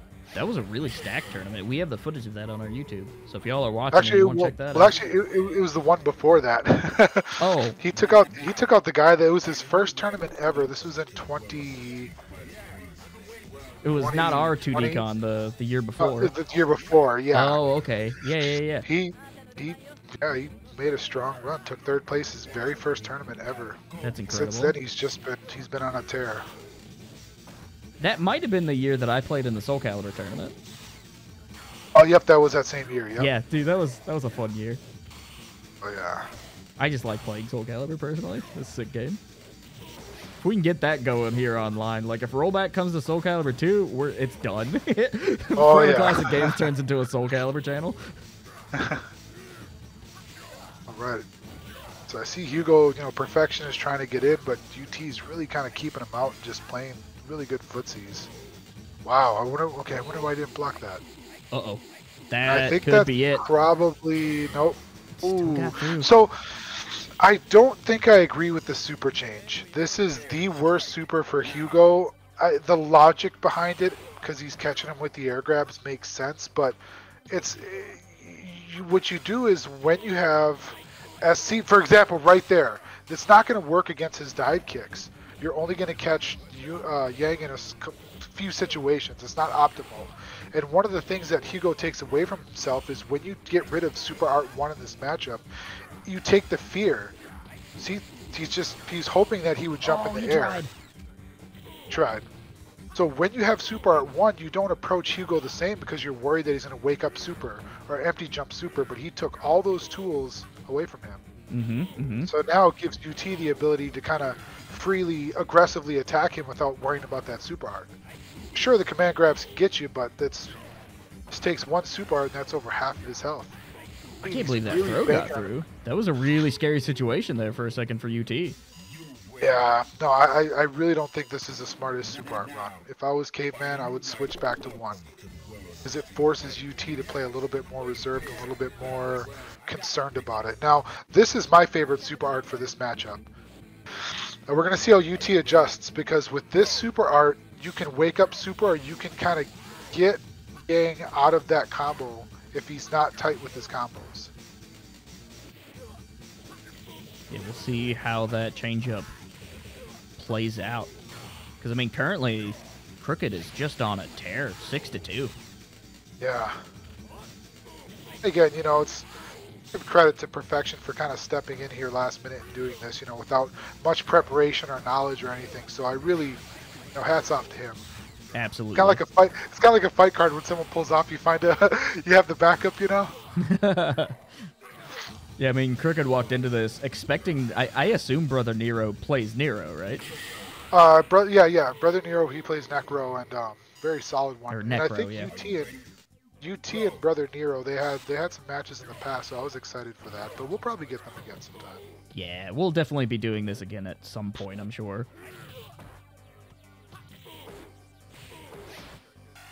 Oh boy. Oh, yep. See, that's how I use it. Yes. See, okay, that's risky right there. At least got the So corner turned around. Yeah, it's a make or break, but see, it can really, if Yang is overly aggressive, you can really catch him with that super. So in my opinion, for this matchup, this is one of the better supers to use as Hugo. Oh, now he's got the corner. Oh, I don't know why. Oh, the air grab. I don't understand why UT backdashed. That I don't understand. Maybe he was expecting him to wake up super. Oh, maybe. Saw that he had meter to burn and was like, nah, I don't want to get in. Meanwhile, Caveman was able to just jump and grab him. Yeah, now look at Lots of jumping really going on right now. Yeah. I like how Caveman's kind of controlling the air right now, but it seems like UT up right there. In. UT getting a little too aggressive. Big claps. Oh. Knees. Oh, he missed it.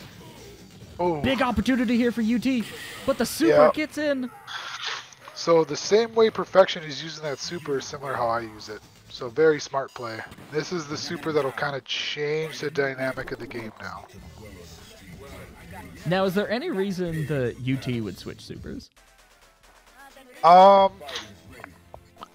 No, because Super R3 is so effective against Hugo that this is the one you want to use in this matchup. The meter to activate it is super short, and it changes the way Hugo plays, versus Super R2, meter's a lot longer. Gotcha. And it's good if you can guarantee confirm and do it every time. There he goes. Bump, bump, bump. I stole my crouching short into Super 3. Oh. It's my move. That's a big back wolf special. Yeah. Actually, Speaking I've never of seen wolves, any other Hugo use that. are you much of a Marvel guy? Did you watch that Werewolf by Night? No, I haven't. It was pretty cool. I think you'd appreciate it. I'd have to check that out. Oh, again with the air grab. I gotta take a lesson from this guy with the air grabs. He's extremely clean with it. Yeah. Now that super art was kind of smart because it forced UT to block, which kind of ate all his meter, not allowing him to get it. But just like that, he has it again. It really doesn't take much. It's a small bottle, but it fills so quickly. Yeah. Nice thing is, you know, I think UT's being a little more careful with his jump-ins because those air grabs are really getting him. Oh, went for a low parry into super. Oh. Able to get the block. UT's There wreck has cut through. Now going forward, UT starting the next round with a full super. I bet he'll activate it right away. Nope, not quite. Oh, okay. Holding it. Waiting for the opportunity. Probably waiting for... Oh, why? He's jumping too much. Just in neutral. Jump up and get you. I think UT, I mean, the jumps work, but you gotta... Oh, the overhead got in. Oh, missed. Now he's gonna activate his super. Nope. Still no super activation. That's weird. There it is. With some players that... Wow. Oh, damn. Now he's just looking for a little bit of extra damage. UT gets a small conversion here. Couldn't quite Now, air this to is air. still UT can still do it. He certainly got the advantage. Oh, but the EX Oh, run in. the EX. Ah. Okay. Caveman / Perfection is starting to pick up a little traction here. Yeah. That super art change, that was pretty crucial, I think. You know, my philosophy is like, in third strike, you want to be able to play really solid without the need of a super, but at the end of the day, a super can really make a big difference as far as like whether you win or lose. Like right here, able to cut through, at least get a little extra damage. Nice patience on that button. Yeah. Oh, and the grab will kill. Wow. Perfection making the right adjustments. I was UT, you know, just kind of breathe and really think about what he's doing and what you can do to capitalize on that. It's another interesting aspect of first to tens is like the physical toll. Like you really should take a moment to breathe when you have the opportunity. It helps, and it's good lessons too to learn, like especially in tournaments in between matches. Like if you know you're losing a set, just to stop, take a breather, and kind of rethink. Mm-hmm. I mean, funny enough, it like a lot of things in sports translate over to competitive gaming. Just fascinating. Oh, And again with that air grab. I feel like, you know, Perfection's really kind of just read and downloaded how UT is moving and how he's playing, and he's really capitalizing on that. He's really dialed in here, which is fascinating. If I was UT, I would kind of tone it back and just play a little bit more, just play more neutral, play more conservative, and just have Hugo kind of hang himself a bit. Oh man, good exchange there for Cave. Oh. Okay, gets a throw into lows, into Rekka's. The corner. Oh, but the parry throw. Sweeps. Man. Caveman just putting on a lot of good pressure right here. Smart from UT, though. Gets an exchange. Gets the meter. Dangerous spot. Yeah. For either player. Oh, right into there.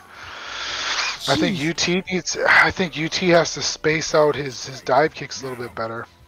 He's getting beat in the air. He needs to play a little bit more solid neutral. Catch him. See, when he plays neutral, he's forcing Perfection to make bad choices by doing empty air dashes or empty air grabs and doing the butts. And but as soon as UT has any sort of airborne at all, that's when Caveman is winning. Yeah, I noticed Caveman's really capitalizing on UT going air. Mm-hmm. Oh, good charge on that.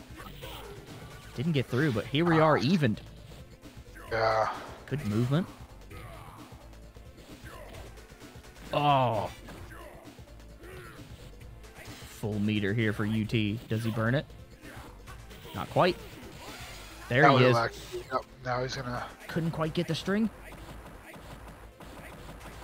Big chip damage.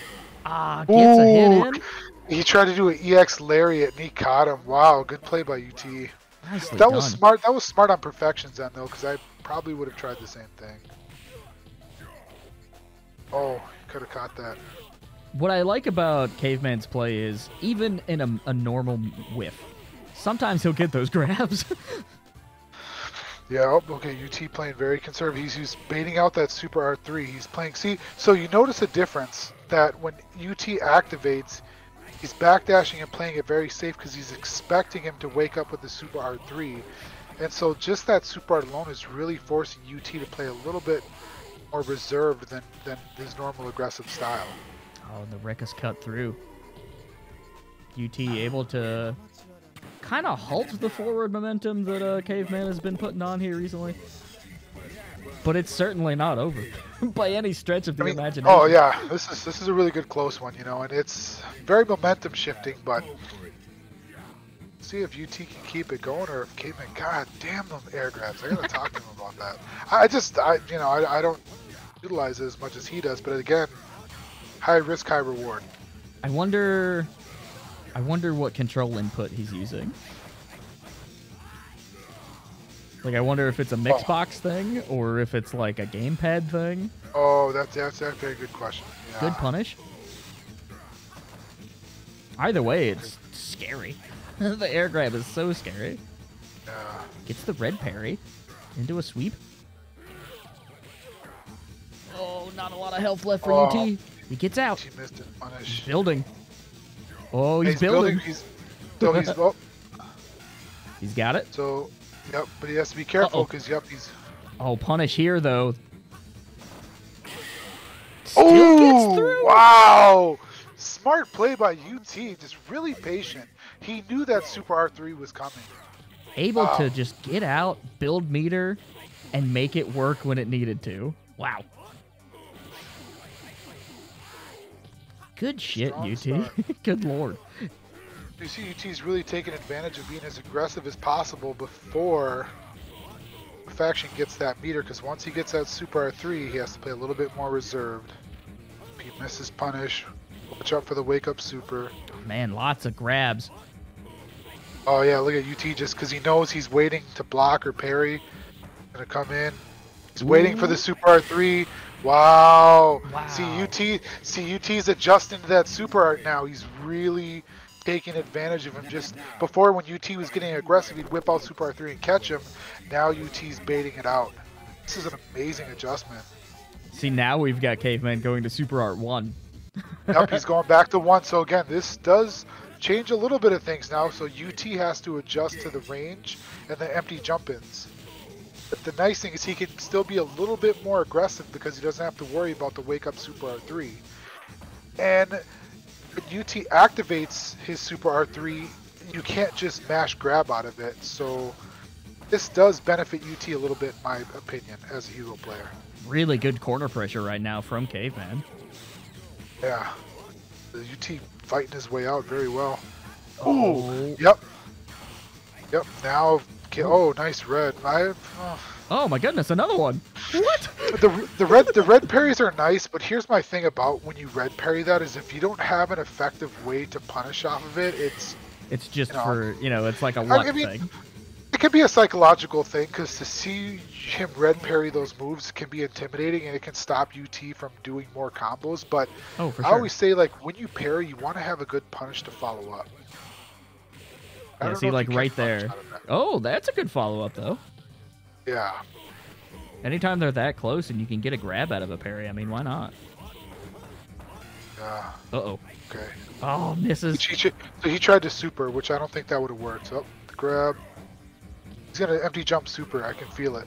He's looking to empty jump super on UT. No, air grab. No, just Might wait hold to on see to the it. super for. He might hold on to the super for next round. Oh, maybe if he can just normal here. Yeah, he's probably gonna. But if UT, yep, he's gonna Yeah, build the he's meter. build, yep. And now Perfection cannot chase him, but Perfection's waiting for him to jump so he can air grab. Yep, he's waiting for that. Oh, UT almost had it. Oh my goodness. Yeah. And so now One we have thing an I noticed- advantage here for Caveman. Yeah. One thing that's a good takeaway for UT is sometimes when you have I see a few missed opportunities to punish, like, to get the maximum damage off of whiffed moves. Oh, fuck that air grab. I don't know, it doesn't... It's something that we should expect by now, but it always hurts every time it happens.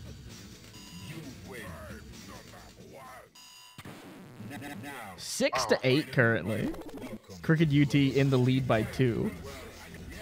This is a really good set. Yeah, this is definitely entertaining. Especially for something that, wasn't planned on the card. We just, we had UT. Maybe, like you said, maybe we'll catch Brother Nero another time. But shout-outs to Big Caveman / Perfection.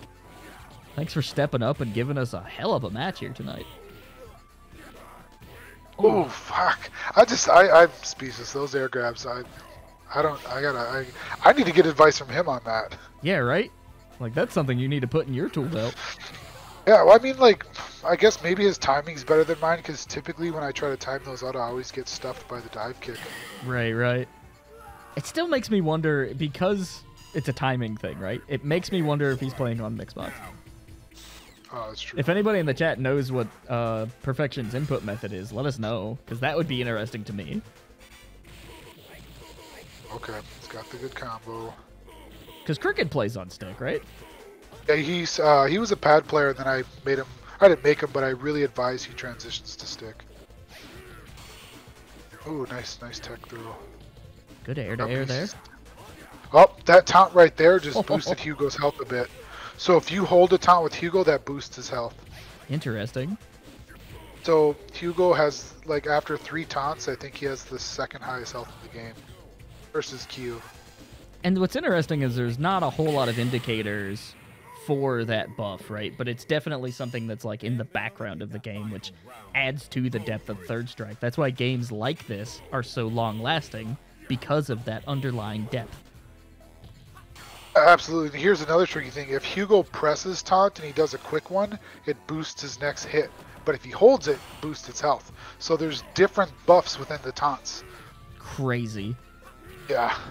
Man, Capcom was absolutely on some good stuff whenever they made Third Strike. Like, shoutouts to the development team years and years later for creating just one of the coolest fighting games ever. Oh, this is where UT... Okay, he's out of the corner now. Uh-oh. Very solid. Oh, yes, he baited the grab. Very smart. Now if he should just... Oh, he missed it. Oh, watch out. Oh, my goodness. Didn't quite get it. Very scary situation. Gets the throw into collapse. Can UT get out with just a single pixel? Oh, he did the butt! I think what he was doing, he was expecting UT to crouch block. He thought he would catch him. Oh, that was crazy. You do not want to throw that butt out there like that. I don't know what the move is called, but yeah, it's not the best move. It's slow.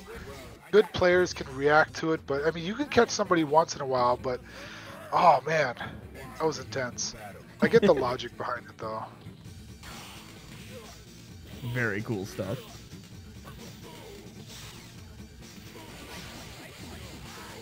Okay, UT's starting off pretty strong here. Trying to close it out. Yeah, I mean, he's at 9, so winning here would finish it. Uh-oh. Yep, so there you go. That's what I mean by capitalizing off whiff moves. Now he's got him in the corner. Yep. Reset. Nope, missed it. Nice grab. Because you don't want to slug it out with Hugo too much, too. If you slug it out with Hugo, you will lose. Yeah, he just has favorable trades for most hits, I would say. All right, game point for UT. Can our black sheep make it through? These are the questions. He's certainly shown a good argument for yes. But I don't think we can count Perfection out, though. Perfection has good defense. And his parries are not bad. Okay. Closing the distance. KrookedUT. He's got the corner pressure. He's got meter now. Oh, he's trying to... Okay. Oh, went for a parry. Risky. Oh, that'll connect. God. I think that's it. I think that's it. He wins. Unless... Okay. Jab. Nope. Yep. Oh.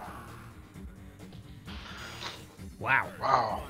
Yeah. That's why the scary thing is, yeah, when you do those combos, you want to be tight on your combos. Yeah, you do not want a gap for Hugo to just pick you up and throw you.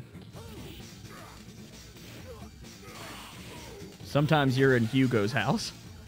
Yeah. Oh, good jump. Oh, that was weird. Okay. The super is burning out. Gets the throw. Really solid command throws. Dunkarinos. Misses that one. Crooked boxing out. Teching throws. Oh, my goodness. Oh, now he's going to... Oh, I thought he'd activate super. No, he's going to do it here. So I think Perfection's trying to empty jump super. He's really trying to catch him with the super art 1. He's got it. Not a lot of health on either side. Oh, the Crooked Smart. Good job. Takes the victory.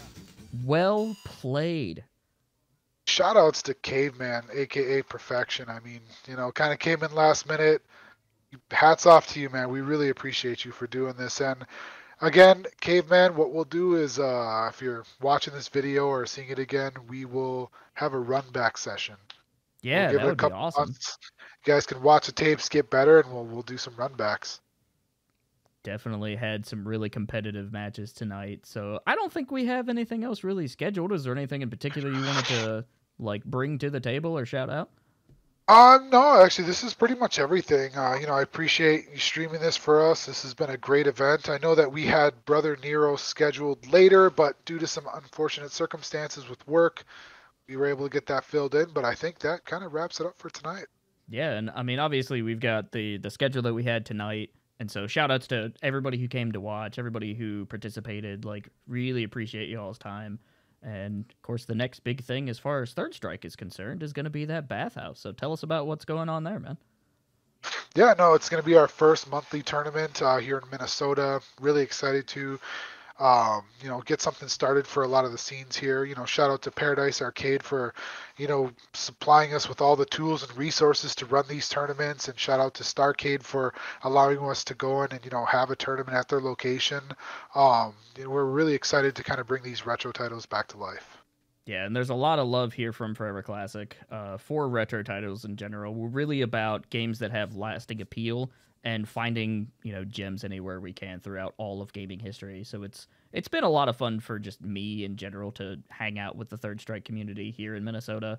And I got to get some games in myself because I at least got to learn the very, very basics of Ryu. And I like retro stuff a lot. So if you're new to this particular stream, make sure you hit that follow button. We would love to have you pop into some of the other stuff we do. We play a lot of indies. We do a lot of horror. We do retro stuff, Metroidvanias pretty frequently. I'm a big Final Fantasy guy. And so you might catch us streaming various things if we have it for review or if we have the ability to stream it early.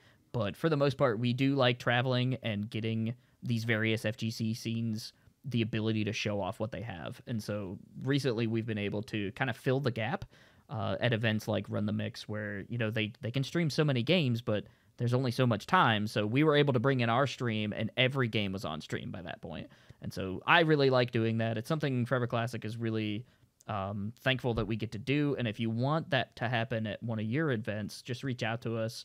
We're really easy to find on Twitter, Forever X Classic. I'm easy to find, AC McCumbers. Forever Classic Games has all the places. There's a contact page there as well. And so we would love to hear from you. But, I mean, shout outs to the Black Sheep in the Discords. Y'all are awesome. Yeah. And this has been a super fun thing for us. And it proves the concept. We can do these exhibition nights from home on, the internet that we have with the tools that we have pretty effectively. And that's exciting for the future. Yeah. So for those of you guys watching, if you're interested in being a part of these exhibitions, we have players from, all different variations of skill here in Minnesota. If you would like, send me a message either on Discord. If you know me on Facebook, hit me up on Facebook, and we can schedule something out where if you would like to be streamed and play some of our players, we can get something going. We can, try to do something like this at least once or twice a month, depending on what we have going on. And I'm sure hopefully you followers or watchers are, got tournaments and things you're doing with Third Strike as well. So message me, we'll get something set up, and yeah, I really look forward to doing this again. Awesome. Well, thank you so much for being on mics with me tonight, man. Yeah, it's been a lot of fun. All right, so that'll do it for us here at Forever Classic Games and the Black Sheep. So thank you so much for watching, and we'll catch you next time.